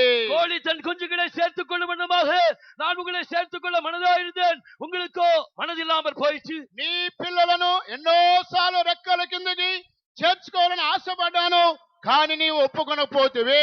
உன்னுடைய குஞ்சுகளை நான் என்னுடைய சட்டைகளிலே சேர்த்துக் கொள்ளும்படியாக கூவி அழைத்தேன், அவர்களுக்கோ மனதில்லாமல் போயிற்று. నీ పిల్లలు అనగా యెరూషలేము యొక్క ప్రజలను బయలుపరుచున్నది. உன்னுடைய குஞ்சுகள் என்றால் அது எருசலேமுடைய ஜனங்களை வெளிப்படுத்துகிறது. కోడి యేసు క్రీస్తుకు సాదృశ్యము. கோடி கர்த்தராகிய இயேசு கிறிஸ்துவுக்கு அடையாளம். నా పిల్లలు అది దేవుని యొక్క జనులై ఉంటున్నారు. என் பிள்ளைகள் என்றால் தேவ ஜனங்களை నా வெளிப்படுத்துகிறது. పిల్లలు అనగా నీవు నేనై ఉంటున్నాము. என்னுடைய ஜனங்கள் என்றால் நீயும் நானும் தான் அவருடைய ஜனங்கள். ఆ తర్వాత నీ పిల్లలను ఎన్నోసార్లు చేర్చుకోవాలని నేను ఆశపడ్డాను, కానీ మీరు ఒప్పుకొనకపోతురే. உன்னுடைய பிள்ளைகளை நான் கூட்டி சேர்க்கும்படியாய் மனதாயிருந்தேன், அவர்களுக்கோ மனதில்லாமல் போயிற்று. నీ పిల్లలు అనగా యెరూషలేము యొక్క జనాంగాన్ని బయలుపరచున్నది. உன் பிள்ளைகள் என்றால் அது எருசலேமின் ஜனங்களை காட்டுகிறது. యెరూషలేమా యెరూషలేమా అని ప్రభువు పిలుస్తున్నాడు. ஐயோ நான் எருசலேமே எருசலேமே என்று கர்த்தர் கூப்பிடுகிறார். ఎన్నోసార్లు నేను మిమ్మల్ని పిలిచాను, కానీ మీరు ఒప్పుకొనకపోతురే. இதோ நான் உங்களை சேர்த்துக் கொள்ள மனதாயிருந்தேன், நீங்களோ மனதில்லாமல் போனீர்கள். దానినే మన భాషలో మనం చూసుకున్నట్లయితే, அவைகளை நம்முடைய பாஷையிலே நாம் பார்ப்போம் என்றால், విశాఖపట్నమో పిల్లలారా రండి, నేను మిమ్మల్ని చేర్చుకోబోతున్నానని ప్రభు పిలిచినప్పటికీ விஷாப்பட்டமே என்னுடைய பிள்ளைகளை வாருங்கள், நான் சேர்த்துக் கொள்வேன் என்று கர்த்தர் அழைத்தார். అనేక మంది నేను మిమ్మల్ని ఎన్నో మాటలు పిలిచాను, గాని మీరు వల్లకపోతిరి. பரலோகத்தின் தேவனே எத்தனையோ முறை உங்களை அழைத்தாலும் உங்களுக்கு மனதில்லாமல் போயிற்று. నేను మిమ్మల్ని ఎన్నో మాటలు నాతో చేర్చుకోవడానికి పిలిచాను, గాని మీరు ఒప్పుకొనకపోతిరి. உங்களை நான் எத்தனையோ முறையோ கூட்டி சேர்த்துக் கொள்ளும் வண்ணமாக உங்களை அழைத்தேன், உங்களுக்கோ மனதில்லாமல் போயிற்று. అనగా ప్రతి వారము ఈ కార్యమును బోధిస్తూనే ఉంటున్నాము. ஒவ்வொரு வாரம் இந்த காரியங்களை போதித்துக் கொண்டே ఆ இருக்கிறோம். కార్యం ఏంటి? அந்த காரியம் என்ன? దయచేసి ప్లేట్లు కడగాలి, தயவுசெய்து பிளேட்டுகளை விளக்க வேண்டும், హాలు కడగాలి. ஆளை கழுவ வேண்டும். అందరూ భోజనం చేసి వెళ్ళిపోతున్నారే, కానీ పని చేసే వాళ్ళు ఎవరు ఉండడం లేదు. எல்லாரும் போஜனம் செய்து போகிறார்களே ஒழிய வேலை செய்கிறவர்கள் இல்லை. ప్రతి వారం ఏ విధంగా యెరూషలేమని యేసు ప్రభు యెరూషలేము బిడ్డలను పిలిచాడు. ஒவ்வொரு வாரமும் எருசலேமே எருசலேமே என்று எருசலேமின் ஜனங்களை எவ்விதமாக கர்த்தர் அழைத்தாரோ, నా రెక్కల కింద చేర్చుకోవాలని ఎన్నోసార్లు పలుమార్లు నేను పిలిచాను, గాని మీరు రానొల్లకపోతిరి. உன்னை கூட்டி சேர்த்துக் கொள்ள வேண்டுமாக எத்தனையோ முறை மனதாயிருந்தேன், உங்களுக்கோ மனது இல்லாமல் போயிடுச்சு. దేవునికి స్తోత్రం కలుగును గాక. தேவனுக்கு ஸ்தோத்திரம் உண்டாகட்டும். ఈ గురుడులో ఉన్నటువంటి మరొక అనుభవం ఏంటన్నది, இது முட்டையில் இருக்கிற இன்னொரு அனுபவமா இருக்கிறது. అందువల్ల ఈ గురుడు నిరీక్షణకు సాదృశ్యముగా ఉన్నది. ஐயோ தான் இந்த முட்டை நம்பிக்கைக்கு அடையாளமா இருக்கிறது. ఈ యొక్క పెంకు అది రిక్తమైన జీవితాన్ని బయలుపరుచున్నది. அதனுடைய கூடானது அது வெறுமைக்கு அடையாளமா ఆ இருக்கிறது. తెలుపు సన పరిశుద్ధతకు సాదృశ్యముగా ఉన్నది. அந்த வெள்ளை கருவானது பரிசுத்தத்திற்கு அடையாளமா ఆ இருக்கிறது. పసుపు సన అది దేవుని యొక్క తీవ్రతకి ఆసక్తిని బయలుపరుచున్నది. அந்த மஞ்சள் கருவானது தேவனுடைய பக்தி வைராக்கியத்திற்கு ஒரு அடையாளமா ఈ యొక్క இருக்கிறது. గురుడు దేవుని యొక్క రాకడ గురించిన నిరీక్షణకి సాదృశ్యముగా ఉన్నది. முழுமையாக இந்த முட்டையானது தேவனுடைய வருகைக்கு நம்பிக்கையாக இருக்கிறது. దేవుని బిడ్డలకు ఒక నిరీక్షణ ఉండాలి. தேவனுடைய பிள்ளைகளுக்கு ஒரு ఆ நம்பிக்கை నిరీక్షణ இருக்கிறது. ఏంటి? அந்த நம்பிக்கை என்ன? యేసు త్వరలో రాబోతున్నాడు. நம்முடைய இயேசு சீக்கிரமாய் வருவார். ఆయన వచ్చినప్పుడు அவர் வரும்போது ఆయన ఎలాగున్నాడు? அவர் எப்படி இருப்பாரோ నేను కూడా అలాగే ఉండబోతున్నాను. நாங்களும் அவ்விதமாகவே இருப்போம். ఆయన పవిత్రముగా ఉన్న విధముగా அவர் பரிசுத்தமாய் இருக்கிறவர். నేను కూడా పవిత్రముగా ఉండబోతున్నాను. நாமும் பரிசுத்தமாக இருப்போம். ఇదే మన యొక్క నిరీక్షణ ఉంటున్నది. இதுதான் நம்முடைய நம்பிக்கையா இருக்கிறது. నిరీక్షణతో మనం రక్షింపబడ్డాము. நான் நம்பிக்கையினாலே ரட்சிக்கப்பட்டோம். రోమిలకు రాసిన పత్రిక 8వ అధ్యాయానికి వచ్చినట్లయితే, ரோமர் எழுதின நிருபம் 8ஆம் அதிகாரத்துக்கு வருவோம் என்றார். నిరీక్షణతో మనము రక్షింపబడ్డాము. நான் நம்முடைய நம்பிக்கையினாலே ரட்சிக்கப்பட்டோம். విశ్వాసముతో నిరీక్షణతో మనం రక్షింపబడ్డాము. நாம் விசுவாசத்தினாலேயே நம்பிக்கையினால் ரட்சிக்கப்பட்டோம். 24 ఏలయనగా మనము నిరీక్షణ కలిగిన వారమై రక్షింపబడితిమి. మనము నిరీక్షణ కలిగిన వారమై రక్షింపబడితమే. ஆயினால் நாம் நம்பிக்கையினாலேயே ரட்சிக்கப்பட்டோம். మనము ఒక నిరీక్షణతో రక్షింపబడ్డాము. நாம் ஒரு நம்பிக்கையினாலேயே ரட்சிக்கப்பட்டோம். ఒక నిరీక్షణతో దేవుని యొక్క అభిషేకం హృదయములో కుమ్మరింపబడి ఉన్నది. அந்த நம்பிக்கையினாலேயே தேவனுடைய அபிஷேகம் நம்முடைய இருதயங்களிலே ஊற்றப்பட்டது. రోమా 5:5కి మనం వచ్చినట్లయితే, ரோமர் 5ஆம் அதிகாரம் 5ஆம் வசனத்துக்கு வருவோம் என்றார். ఈ నిరీక్షణ మనలను సిగ్గుపరచదు. இந்த நம்பிக்கை நம்மை வெட்கப்படுத்தாது. దేవుని ప్రేమ అభిషేక మూలముగా హృదయములో కుమ్మరింపబడి ఉన్నది. தேவனுடைய அன்பானது அபிஷேகத்தின் மூலமாக நம்முடைய இருதயங்களிலே ஊற்றப்பட்டிருக்கிறது. నిరీక్షణతో రక్షింపబడ్డాము. நம்பிக்கையினாலே ரட்சிக்கப்பட்டோம். నిరీక్షణతో అభిషేకం పొందేము. அந்த நம்பிக்கையினாலே அபிஷேகம் பெற்றோம். అదే నిరీక్షణతో ప్రభు రాకడలోనికి మనం ప్రవేశించాలి. அந்த நம்பிக்கையினாலே கர்த்தருடைய வருகைக்குள்ளே நாம் பிரவேசிப்போம். మొదటి యోహాను పత్రిక 3వ అధ్యాయానికి వచ్చినట్లయితే முதலாம் யோவான் 3ஆம் அதிகாரத்துக்கு வருவோம் என்றால் 2వ వాక్యములో రాయబడి ఉన్నది. 2ஆம் வசனத்திலே అక్కడ எழுதப்பட்டிருக்கிறது. ఒక నిరీక్షణ గురించి రాయబడి ఉన్నది. அங்கே ஒரு நம்பிக்கை குறித்து எழுதப்பட்டிருக்கிறது. ప్రియులారా, ఇప్పుడు మనము దేవుని పిల్లలమై ఉన్నాము. మనం ఇక ఏమవుదుమో అది ఇంకా ప్రత్యక్షపరచబడలేదు గాని ఆయన ప్రత్యక్షమైనప్పుడు ఆయన ఉన్నట్టుగానే ఆయన్ను చూతుము గనక ఆయనను పోలియుందుమని ఎరుగుదుము. ఆయన యందు ఈ నిరీక్షణ పెట్టుకొనిన ప్రతివాడును ఆయన పవిత్రుడై ఉన్నట్టుగా తన్ను పవిత్రునిగా చేసుకొనును. దేవునికి స్తోత్రం కలుగును గాక. தேவனுக்கு ஸ்தோத்திரம் உண்டாகட்ടെ. ఆయన యందు ఈ నిరీక్షణ పెట్టుకున్న ప్రతివాడు ఆయన పవిత్రుడైనట్టుగానే మనము కూడా పవిత్రంగా ఉందము. அவர் மேல் இப்படிப்பட்ட நம்பிக்கை வைத்திருக்கிறவனும் அவர் பரிசுத்தராய் இருக்கிறது போல நாம் நம்மை பரிசுத்தப்படுத்திக் கொள்வோம். ఆయన ప్రత్యక్షమైనప్పుడు ఇంకను మనం ఏమవుదామో అది ఇంకను ప్రత్యక్షపరచబడలేదు. இனிய விதமாய் இருப்போம் என்று நமக்கு இன்னும் வெளிப்படவில்லை. ఆయన ఉన్నట్టుగానే ఆయనను పోలి ఉందము. ஆயினும் அவர் இருக்கிற வண்ணமாகவே நாம் அவரை போலவே இருப்போம். ఇదే మన యొక్క నిరీక్షణ ఏంటన్నది. இதுவே நம்முடைய நம்பிக்கையாய் இருக்கிறது. అందువల్ల గుడ్డు దేవుని యొక్క రాకడ గురించిన నిరీక్షణకి సాదృశ్యముగా ఉన్నది. ஆகையால் தான் இந்த முட்டையானது கர்த்தருடைய வருகையின் அடையாளமாய் இருக்கிறது. దేవునికి స్తోత్రం కలుగును గాక. தேவனுக்கு ஸ்தோத்திரம் உண்டாகட்టే. కనుక ఈ గుడ్డులో ఈ 4 అనుభవాలు కనబడుతున్నవి. ஆகையால் இந்த முட்டையிலே இந்த 4 அனுபவங்கள் ఇది காணப்படுகிறது. మాత్రమే కాకుండా இவைகள் மாத்திரமல்ல, మరికొన్ని పక్షులను చూచినట్లయితే అవి గుడ్లు పెడతాయి కానీ పిల్లలను చేయవు. ஆனால் சில பட்சிகளை பார்க்கும்போது அவைகள் முட்டையிடும் என்றாலும் குஞ்சு பொரியாது. దీని యొక్క అర్థం ఏంటి? இதனுடைய அர்த்தம் என்ன? వాటి సంతానమును గురించి వాటి యొక్క జీవితమును గురించి అసలు అవి పట్టించుకోవు. அது தன்னுடைய சந்ததியை குறித்து தன்னுடைய ஜீவியத்திற்கு பின் உள்ள காரியங்களை குறித்து அது எவ்வளவேனும் அது அறிந்திரார். ఒక మాటలో చెప్పాలంటే వారు గుడికి వస్తారు, దేవుని రాకడ గురించిన నిరీక్షణ వారికి ఉండదు. ஒரே வார்த்தையில் சொல்ல வேண்டும் என்றால் அவர்கள் ஆலயத்துக்கு வருவார்கள், கர்த்தருடைய வருகையை அறியார்கள். కనుక కొన్ని పక్షులు కోడి గుడ్డులు పెట్టి పిల్లలను చేసేంత వరకు గుడ్డును విడిచిపెట్టదు. இந்த கோழியானது முட்டையிட்டு அந்த முட்டையிலிருந்து குஞ்சு வெளிவரும் வரை அதை விட்டு விடாது. అందువల్ల కోడి గుడ్డు అని చెప్పినప్పుడు దేవుని రాకడకు నిరీక్షణకి సాదృశ్యముగా ఉన్నది. ஆகையால் இந்த கோழியின் முட்டை என்று சொல்லும் போது கர்த்தருடைய வருகையின் நம்பிக்கைக்கு அடையாளமாயிருக்கு. కానీ కొన్ని కోళ్ళు కొన్ని యొక్క పక్షులు గుడ్లు పెడతాయి గాని పిల్లలను చేయవు. ஆனால் சில பறவைகள் சில கோழிகள் அது முட்டை இடும் ஆனால் குஞ்சு பொரியாது. వాటి యొక్క గుడ్లను గురించి పిల్లల సంతానాన్ని గురించి అసలు పట్టింపు ఉండదు. அவைகளுடைய முட்டைகளை குறித்தும் அவைகளுடைய சந்ததியை குறித்தும் அவைகளுக்கு ஒரு உணர்விடாது. దీనిని గురించి యోబు గ్రంథానికి మీరు రండి. இதை குறித்து யோபு புஸ்தகத்துக்கு வாருங்கள். యోబు గ్రంథము 39వ అధ్యాయానికి రండి. 39ஆம் அதிகாரத்துக்கு வாருங்கள். 39 13వ వాక్యం. 13ஆம் வசனம். నిప్పుకోడి సంతోషము చేత రెక్కలను ఆడించును, రెక్కలను వెంట్రుకలను దానికున్నందున అది వాత్సల్యము కలదిగానున్నదా? లేదు సుమి, అది నేలను దాని గ్రుడ్లను పెట్టును, ధూళిలో వాటిని కాచును, దేని పాదమైన వాటిని త్రొక్కవచ్చునని అయినను, అడవి జంతువు వాటిని చితక త్రొక్కవచ్చునని అయినను అనుకొనకయే ఉన్నది. తన పిల్లలు తనవి కానట్టు వాటి ఎడల అది కాఠిన్యము చూపును, దాని కష్టము వ్యర్థమైనను దానికి చింత లేదు. దేవుడు దానిని తెలివిలేని దానిగా చేసెను, ఆయన దానికి వివేచన శక్తిని అనుగ్రహించి ఉండలేదు. అది లేచినప్పుడు గుర్రమును దాని రౌతును తిరస్కరించును. దేవునికి స్తోత్రం కలుగును గాక. దేవునికి స్తోత్రం ఉండాగట్టే. ఇక్కడ నిప్పుకోడిని గురించి యోబు యొక్క భక్తుడు సెలవిస్తున్నాడు. இங்கே தீக்கோழிகளை குறித்து யோபு பக்தன் அவர் சொல்கிறார். ఇది గుడ్లను పెడుతుంది, ఆ గుడ్లను ధూళిలో దుమ్ములో దాచిపెడుతుంది. அது இந்த கோழியானது அது தன்னுடைய முட்டைகளை இடுகிறது என்றாலும் மணலிலே புதைத்து விடுகிறது. కనుక ఆ గుడ్డులను ఏ జంతువో ఏ పక్షమైనో త్రొక్కుతుందేమో అనేటువంటి చింత ఆ నిప్పుకోడికి లేదు.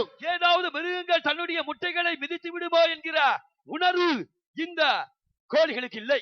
ఏ పక్షి అయినా సరే ఏ జంతువైనా సరే తన గుడ్డులను తొక్కి వాటిని పాడు చేయును, నష్టపరచును, నాకు సంతానాభివృద్ధి కలగదే అనేటువంటి చీకు చింత ఆ నిప్పుకోడికి ఉండనే ఉండదు. இந்த தீக்கோழிகளுக்கு தான் இட்ட முட்டைகளை மிருகங்களோ மற்ற பிராணிகளோ மிதித்து அதை கெடுத்து விடுமே என்கிற ஒரு உணர்வு இந்த தீக்கோழிகளுக்கு இல்லை.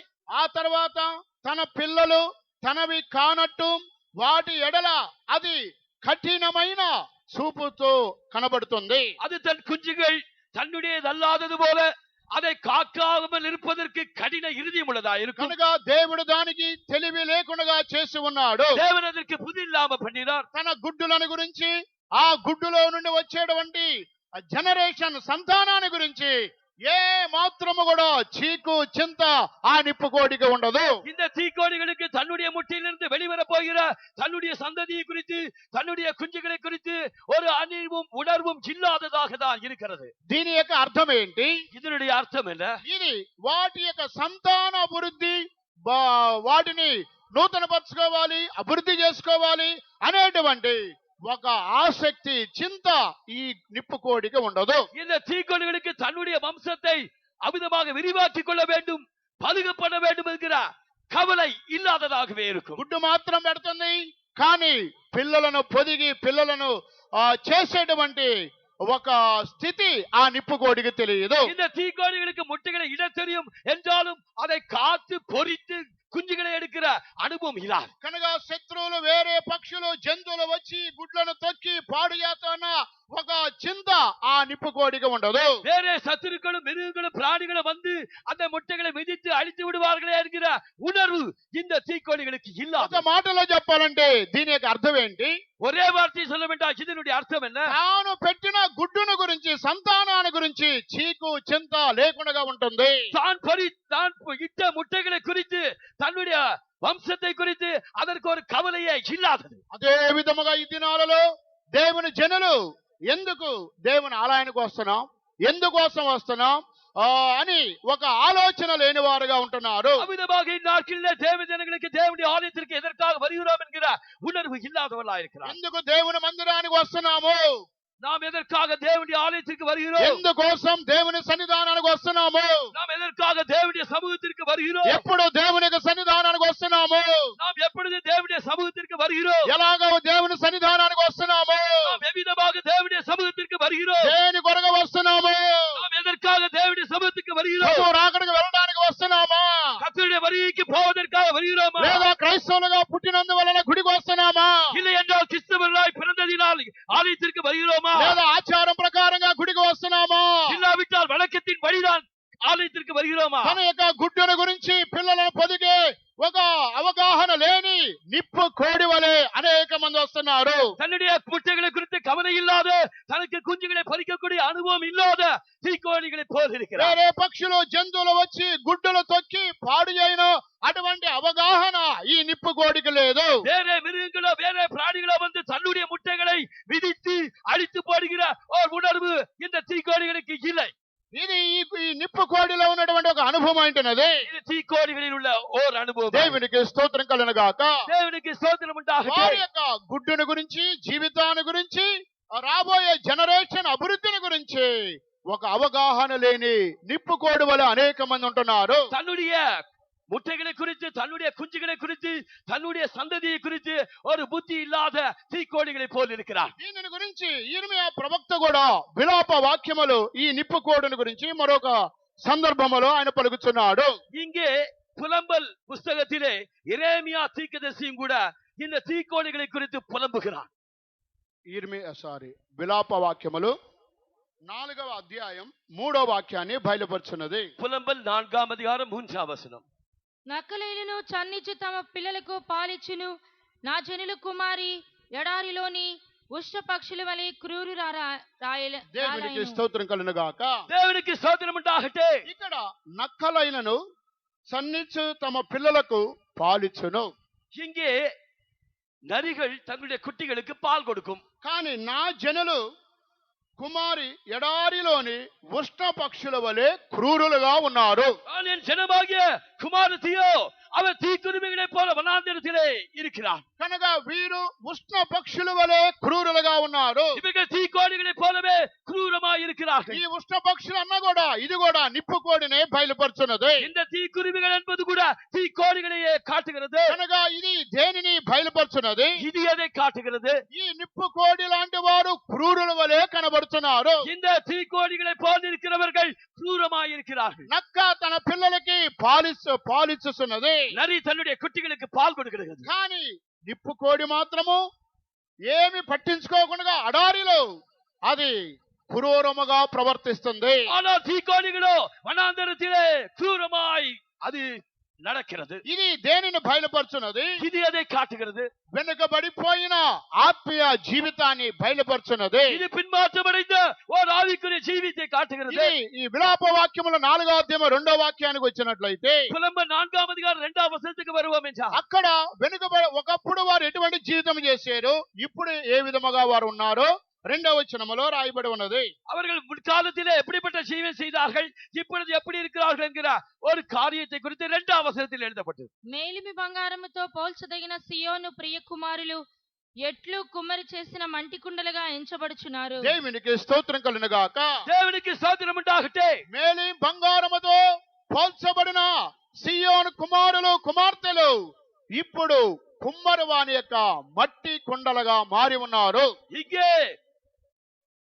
சுத்தமான பொன்னிற்கு சமமாக இருந்த சியோன் குமார்த்திகள் இப்பொழுது கைவேலை இல்லாத மண்பாண்டங்களை போல் இருக்கிறார்களே. ఒకప్పుడు దేవుని యొక్క జనులు మేలి బంగారం ఒక అమూల్యమైన శ్రేష్టమైన బంగారముగా వారు జీవించారు.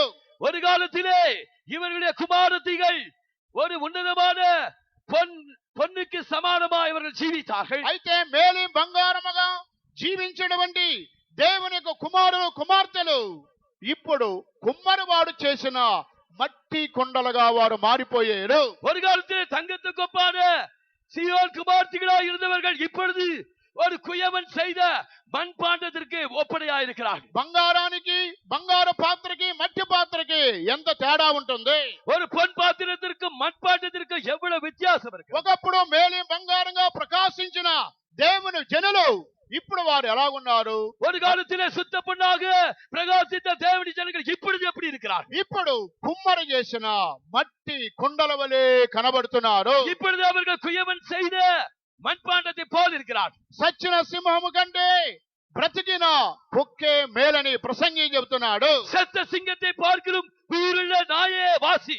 ఒకప్పుడు మంచి సింహములే ప్రకాశించిన దేవుని జనులు ఇప్పుడు వారు ఎందుకు పనికిరాని వారుగా కనబడుతున్నారు? ஒரு காலத்திலே நன்றாக பிரகாசித்துக் கொண்டிருந்த ஒரு நல்ல சிங்கத்தை போல் இருந்தவர்கள் இப்பொழுது ஒன்றுக்கு உதாவதவர்களாய். ఒకప్పుడు బంగారు పాత్ర వలె ఉన్న దేవుని జనులు ఇప్పుడు కుమ్మరివాడు చేసిన మట్టి కుండల వలె ఉన్నారు. ஒரு காலத்திலே தங்க பாத்திரமாக இருந்த தேவனுடைய ஜனங்கள் இப்பொழுது குயவன் செய்த மண்பாண்டத்தை போல் இருக்கிறார். వీరు నిప్పు కోడితో సమానము క్రూరులుగా మార్చబడ్డారు. இவர்கள் தீக்கோழிகளை போல క్రూరமாய் மாற்றப்பட்டிருக்கிறார். అందువలన ఇది వెనుకబడిపోయిన జీవితాన్ని బయలుపరుచున్నది. ஆகியோர் இது ஒரு பின்மாற்றமடைந்த ஜீவியத்தை காட்டுகிறது. కనుక ఒక గ్రూపు వారు గురుట్టు అనగా దేవుని రాకడ గురించిన నిరీక్షణకి ఎదురు చూసేవారు.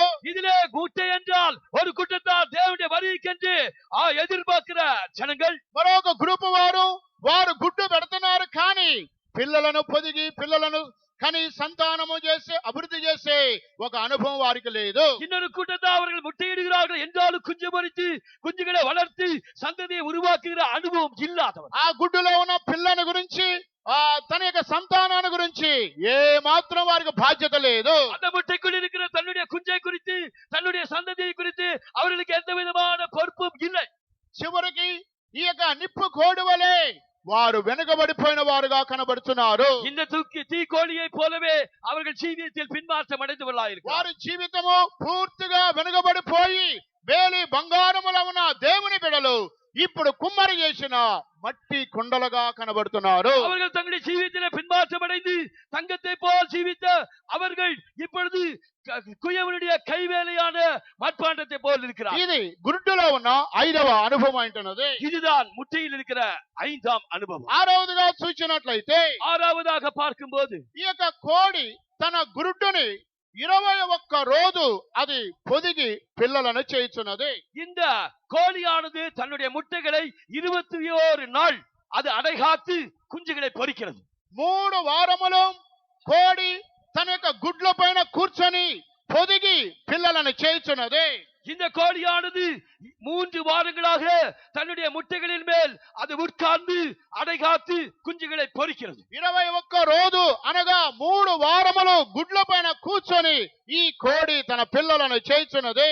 இந்த கோழியானது 3 வாரம் என்றால் 21 நாட்கள் அது தன்னுடைய முட்டைகளின் மேல் உட்கார்ந்து அடைகாத்து குஞ்சுகளை பொரிக்கிறது. ఈ 3 వారములు శరీరం ప్రాణ ఆత్మ యొక్క సంపూర్ణతను బయలుపరుచున్నది. இந்த 3 வாரங்கள் என்பது நம்முடைய ஆவி ஆத்மா சரீரத்தின் பூரணத்தை ఈ வெளிப்படுத்துகிறது. 3 వారములు శరీరం ప్రాణ ఆత్మ యొక్క పూర్ణతని బయలుపరుచున్నది. இந்த 3 வாரங்கள் என்பது நம்முடைய ஆவி ஆத்மா சரீரத்தின் பூரணத்தை காட்டுகிறது. ఈ 3 వారములు సంపూర్ణముగా పరిశుద్ధపరచబడిన తరువాత இந்த 3 காரியங்களும் பரிபூர்ணமாக பரிசுத்தமாக்கப்பட்ட பின்பு గుడ్డులో ఉన్న పిల్ల తయారవుతుంది. இப்பொழுது அந்த முட்டைக்குள்ளே குஞ்சு ఆయతமாக 21 రోజు ఆ గుడ్డులో ఉన్న పిల్ల తయారై 21 రోజుల సందర్భములో ఆ పిల్ల లోపల ఉండి ప్రైజ్ లార్డ్ అని శబ్దం చేస్తుంది. இப்பொழுது 21 நாட்கள் அந்த முட்டைக்குள்ளே இருந்து இந்த குஞ்சு ஆனது வளர்ந்து உருவாகி இப்பொழுது 21ஆம் நாள் முடிவிலே அது பிரைஸ் தி லார்ட் என்று கதவை 21 రోజులకి తయారైన తరువాత ఆ పిల్ల గుడ్డు లోపల ఊపిరాడక తిరుగుతూ ప్రైజ్ లార్డ్ మమ్మీ అని డోర్ తడతానే ఉంటుంది. அவ்விதமாக அது முழுமையாக வளர்ந்த பின்பு அதுக்கு சுவாசத்திற்கு வழி இல்லாதபடினால் அது பிரைஸ் தி லார்ட் மம்மி என்று அது கதவை தட்டுகிறது. ప్రైజ్ లార్డ్ అని ఆ శబ్దం పలికినప్పుడు ఆ గుడ్డు కదులుతూ ఉంటుంది. அது பிரைஸ் தி லார்ட் என்று சத்தம் போட ஆரம்பிக்கும் போது முட்டை வெடிக்கிறது.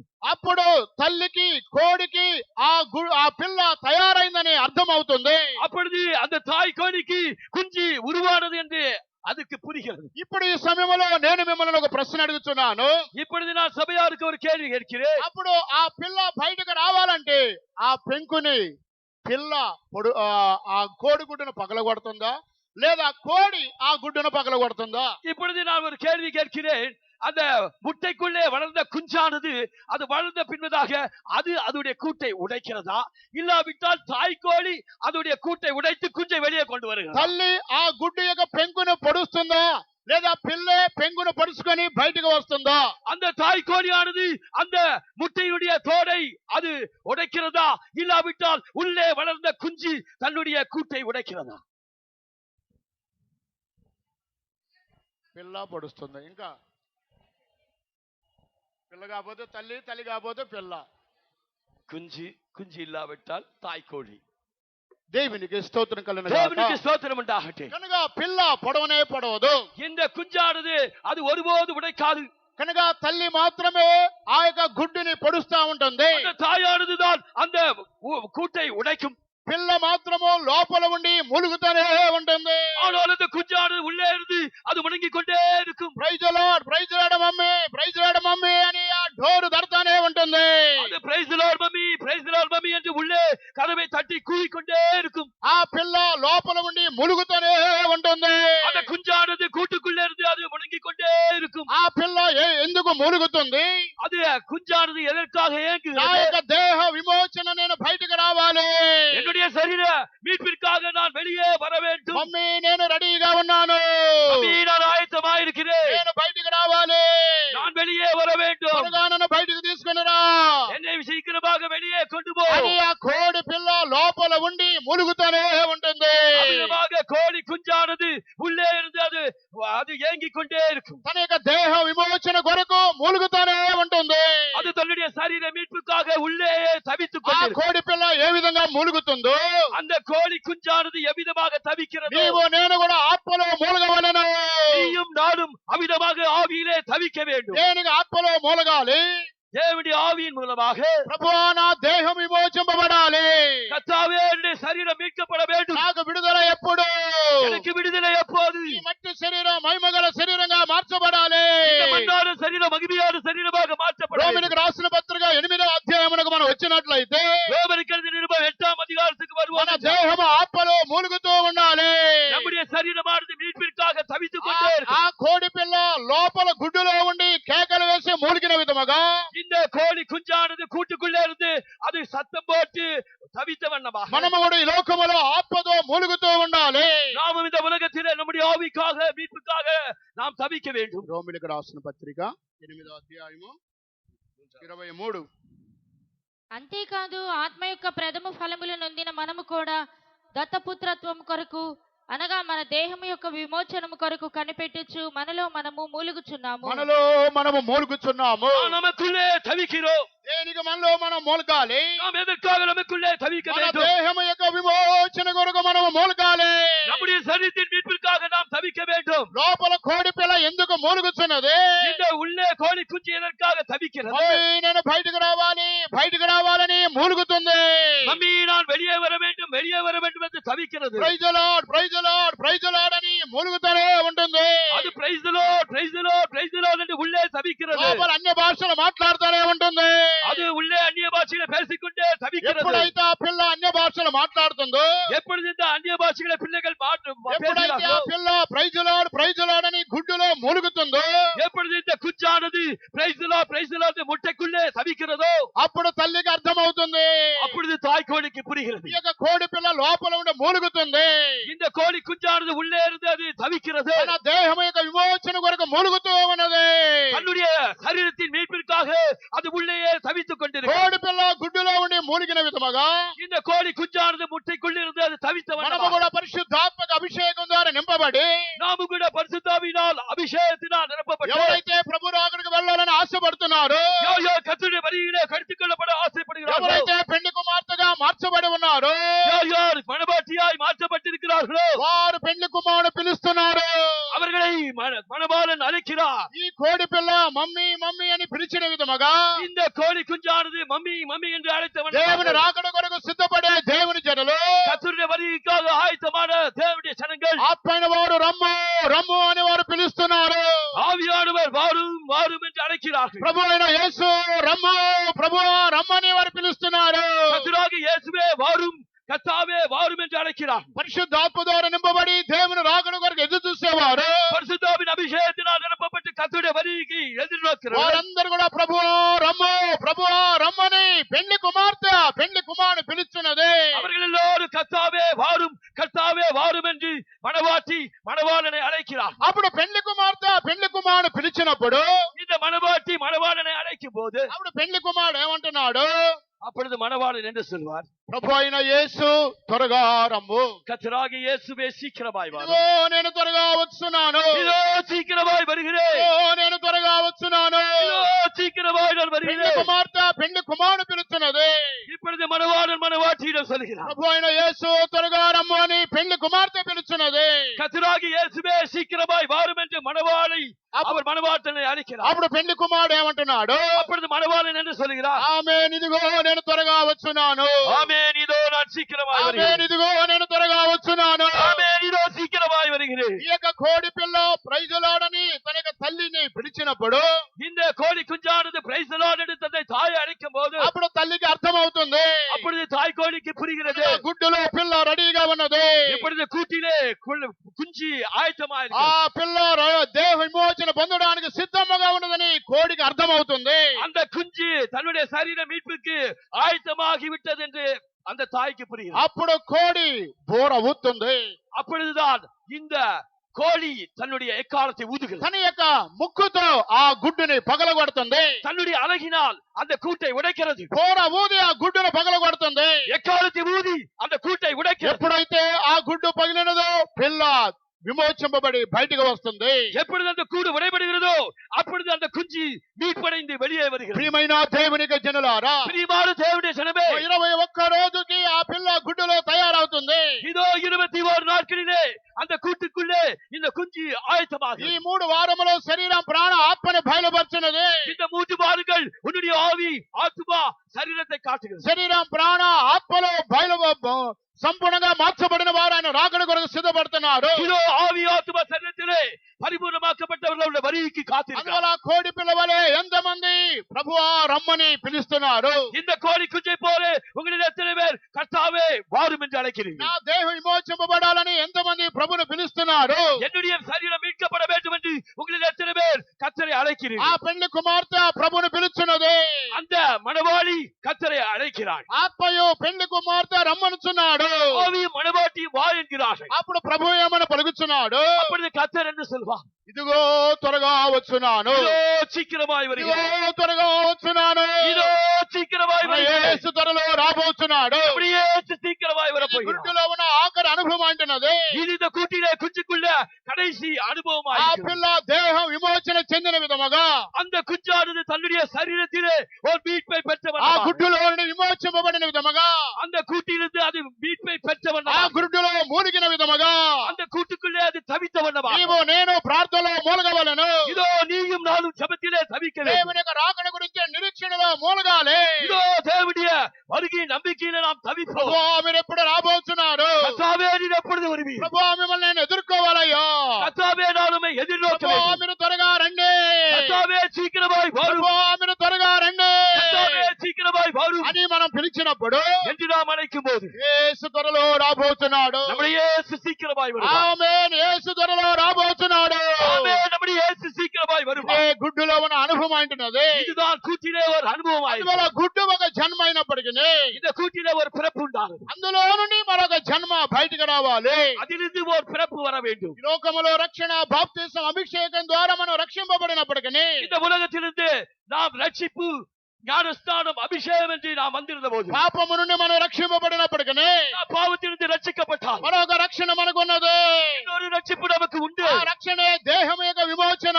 அந்த ரட்சிப்பு தான் நம்முடைய சரீர மீட்பு. ఈ లోకములో మనం రక్షింపబడాలి. இந்த உலகத்தில் நாம் ரட்சிக்கப்பட வேண்டும். యేసు వచ్చినప్పుడు இயேசு வரும்போது మనకు మట్టి శరీరం మహిమగల శరీరంగా రూపాంతరం చెందాలి. இந்த மண்ணான சரீரம் மகிமையான சரீரமாக அது மறுரூபாக்கப்பட ఈ வேண்டும். యొక్క రక్షణ కడవరి రక్షణ అంటున్నది. இந்த ரட்சிப்பு தான் கடைசி ரட்சிப்பு. అటువంటి రక్షణ కొరకు యేసు త్వరలో రాబోతున్నాడు. அந்த ரட்சிப்புக்காகவே இயேசு சீக்கிரமாய் ఆ வருகிறார். మహిమల దినము కొరకు ప్రభు మనలందరినీ సిద్ధపరచునుగా. அந்த மகிமை நாளுக்காக கர்த்தர் நம்ம எல்லாரையும் ஆயத்தமாக்குவார். ఇదిగో త్వరగా రానయ్యున్నానని ప్రభువే గద సెలవిచ్చెను. ఇదిగో త్వరగా రానయ్యున్నానని ప్రభువే గద సెలవిచ్చెను. పరిపూర్ణ శుద్ధులై ప్రభువైన యేసుని రమ్మని పిలిచెదము. పరిపూర్ణ శుద్ధులై ప్రభువైన యేసుని రమ్మని పిలిచెదము. శీఘ్రముగా వచ్చును యేసు సీయోను పని ముగించి. శీఘ్రముగా వచ్చును యేసు సీయోను పని ముగించి. యేసుతో మనం యుగ యుగము ఎలిదము హల్లెలూయా. యేసుతో మనం యుగ యుగము ఎలిదము హల్లెలూయా. వచ్చువాడు ఇక ఆలస్యం చేయడు, బలము బహుకొంచెమేగా. వచ్చువాడు ఇక ఆలస్యం చేయడు, బలము బహుకొంచెమేగా. నీతిమంతులారా వెనుకంజ వేయక బహుమానం ప్రాప్తించునే. నీతిమంతులారా వెనుకంజ వేయక బహుమానం ప్రాప్తించునే. శీఘ్రముగా వచ్చును యేసు సీయోను. శీఘ్రముగా వచ్చును యేసు సీయోను పని ముగించి. యేసుతో మనం యుగ యుగము ఎలిదము హల్లెలూయా. యేసుతో మనం యుగ యుగము ఎలిదము హల్లెలూయా. శీఘ్రముగా వచ్చును యేసు సీయోను పని ముగించి. శీఘ్రముగా వచ్చును యేసు సీయోను పని ముగించి. యేసుతో మనం యుగ యుగము ఎలిదము హల్లెలూయా. యేసుతో మనం యుగ యుగము ఎలిదము హల్లెలూయా. యేసుతో మనం యుగ యుగము ఎలిదము హల్లెలూయా. యేసుతో మనం యుగ యుగము ఎలిదము హల్లెలూయా. యేసుతో మనం యుగ యుగము ఎలిదము హల్లెలూయా.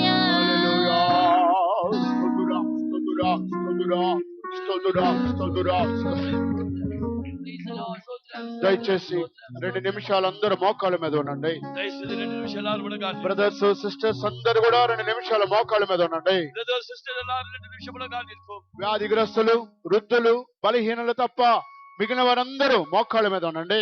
வியாதியஸ்தர்கள் முதியோர்கள் தவிர மீதி எல்லாரும் முழங்காலில் நில்லுங்கள். ఈ సమయంలో మనలో ఎంతమంది దేవుని యొక్క రాకడ గురించినటువంటి నిరీక్షణ కలిగిన వారుగా కనబడుతున్నారు? இந்த வேளையிலே உங்களில் எத்தனை பேர் தேவனுடைய வருகை குறித்த நம்பிக்கையுடையவர்களாக இருக்கிறீர்கள்? దేహం యొక్క విమోచన కొరకు తమలో తాము ఎంతమంది మూలిగే వారుగా కనబడుతున్నారు? தன்னுடைய சரீர வீட்டுக்காக உங்களில் எத்தனை பேர் உள்ளே தவிக்கிறவர்களாக இருக்கிறீர்கள்? కోడి గుడ్డులో ఉన్నటువంటి కోడి పిల్ల తనలో తాను మూలుగుతూ బయటికి రావాలని దేహ విమోచన కొరకు అనుదినము ప్రయాసపడుతున్నది.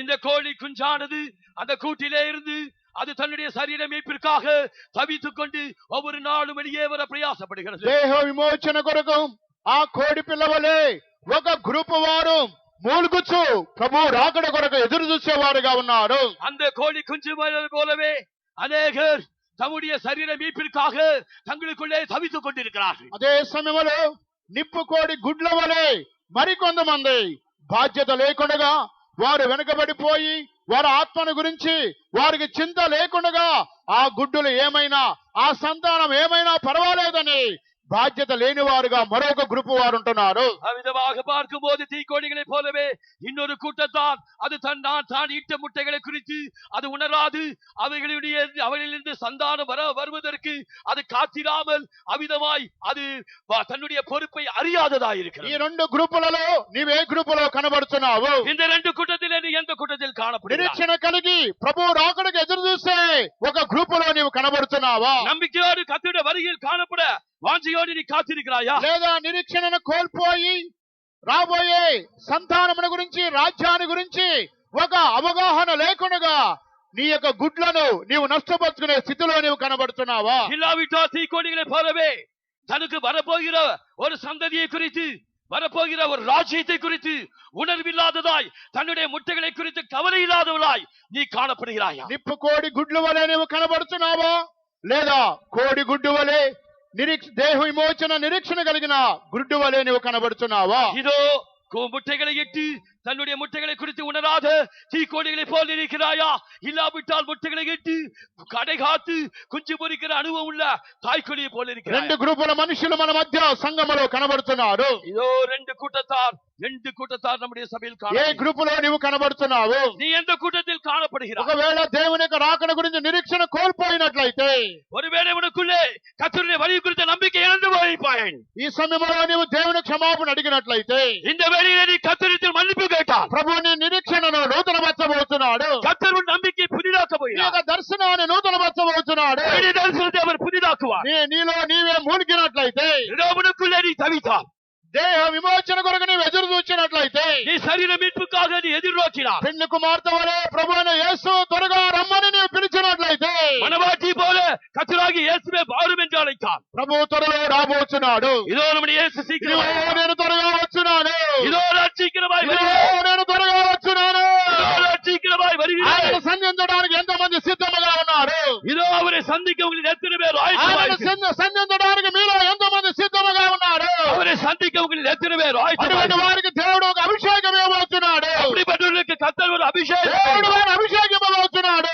தேவனுடைய அபிஷேகம். హల్లెలూయా హల్లెలూయా హల్లెలూయా హల్లెలూయా హల్లెలూయా హల్లెలూయా దబలబౌషిబిది బిగదబగదబలబదుది బిగదబగదబ నమలబౌషిబిది బిగదబగదబగదబలబదుది బిగదబగదబగదబలబౌషిమా హల్లెలూయా హల్లెలూయా హల్లెలూయా దబలబదుది బిగది బిగదబగదబగదబలబదుది బిగదబగదబలబౌషిమా హల్లెలూయా స్తుతురా స్తుతురా స్తుతురా వచ్చువాడు ఇక ఆలస్యం చేయకు కాలము బహు కొంచెమేగా వచ్చువాడు ఇక ఆలస్యం చేయడు కాలము బహు కొంచెమేగా నీతిమంతులారా వెనుకంజ వేయక బహుమానం ప్రాప్తించుడి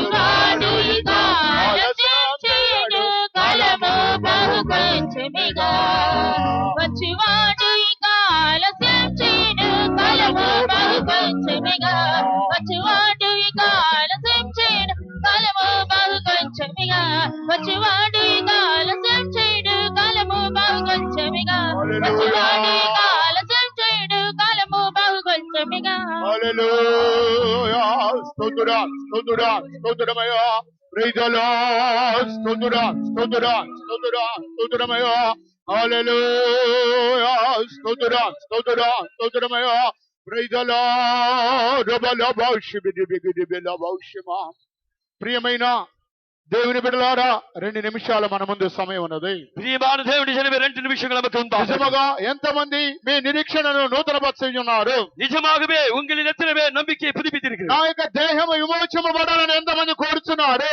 என்னுடைய சரீரம் மீட்கப்பட வேண்டும் என்று உங்களில் எத்தனை பேர் வாஞ்சிக்கிறீர்கள்? ఆ కోడి పిల్ల గుడ్డులో నుండి బయటకు వచ్చిన విధముగా నా దేహము విమోచనపడాలని ఎంతమంది కోరుతున్నారు? அந்த கோழி குஞ்சானது கூட்டிலிருந்து வெளியே வந்தவனமாக என்னுடைய சரீரம் மீட்கப்பட வேண்டும் என்று உங்களில் எத்தனை பேர் வாஞ்சிக்கிறார்கள்? ఎంతమంది మూలుగుతూ కనబడుతున్నారు? உங்களில் எத்தனை பேர் தவித்துக் கொண்டிருக்கிறீர்கள்? నీ యొక్క మూలుగును దేవుడు ఆలకిస్తున్నాడు. உன்னுடைய தவிப்பை தேவன் காண்கிறார். నీ మూలుగును పెళ్లి కుమారుడు వినబోతున్నాడు. இதோ உன்னுடைய கவிப்பை பார்த்து இயேசு నీ வரப்போகிறார். మూలుగును పెళ్లి కుమారుడు వినిన తర్వాత இதோ உன்னுடைய தவிப்பை மணவாளன் இயேசு ఆయన త్వరలో రాబోతున్నాడు. அவர் சீக்கிரமாய் வருவார். నీ మూలుగును ఆయన విన్న తర్వాత உன்னுடைய தவித்தை அவர் கேட்ட பின்பு ఇదిగో నేను త్వరగా రాబోతున్నాను. இதோ நான் சீக்கிரமாய் ఇదిగో வருகிறேன். నేను త్వరగా రాబోతున్నాను.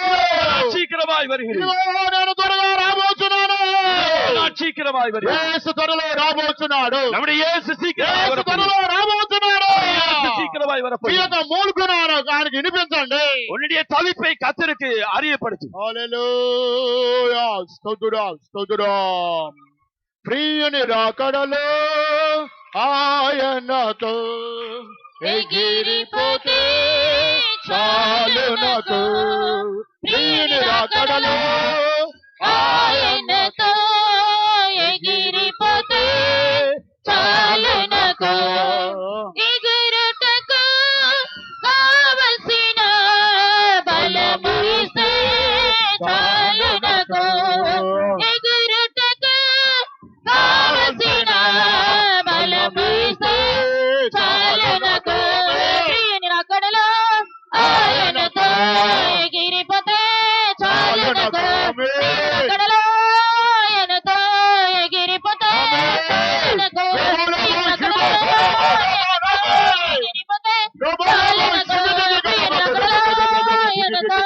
ఎగిరిపోతే చాలు నాకు ప్రియుని రాకడలో ఆయనతో ఎగిరిపోతే చాలు నాకు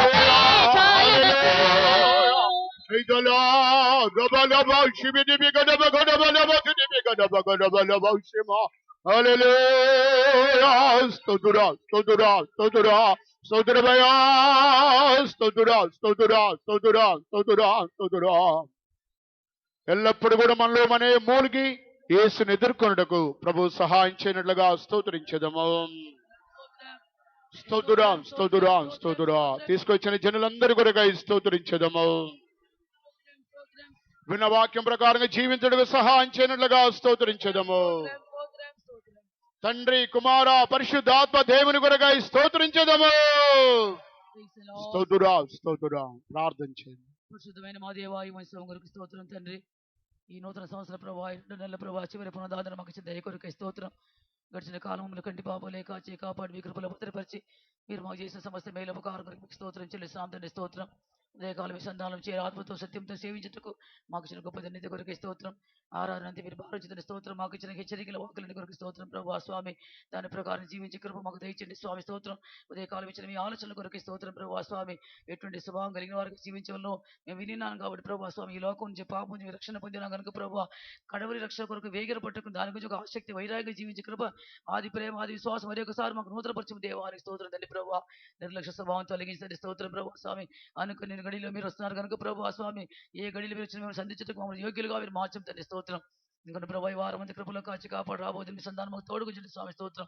మమ్మల్ని పిలిచిన పిలుపుని ఏర్పాటు మాకు ఇచ్చిన రక్షణ కాపాడుకుని భయముతో భక్తితో వణుకుతో జీవించి ప్రభా ఆ చివరి రక్షణ కడవి రక్షణ పొందుకు మమ్మల్ని అందరూ యోగ్యులుగా మార్చండి స్తోత్రం. సంఘం అంతే మీకు ఆశ్రయించి ఇంకా సేవను లేపుట్టి గొప్ప కార్యం చేయని స్తోత్రం. మాకు ఇచ్చిన ఆలోచన ప్రకారం తగిన సమయంలో భయముతో భక్తితో వణుకుతూ మీ సేవించుటకు మీ సన్నిధి రావటకు మాకు జ్ఞానము వివేకం తెచ్చిందండి స్వామి స్తోత్రం తండ్రి ప్రభావ స్తోత్రం.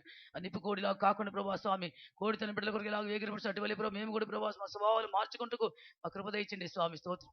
అందరినీ కాపాడి భద్రపరిచి పరిశుద్ధపరిచి మహిమలు రాకడ సిద్ధపరచమని యేసు ప్రభు నామములు వేడుకొంచున్నాము తండ్రి. ఆమేన్. స్తోత్రించదము.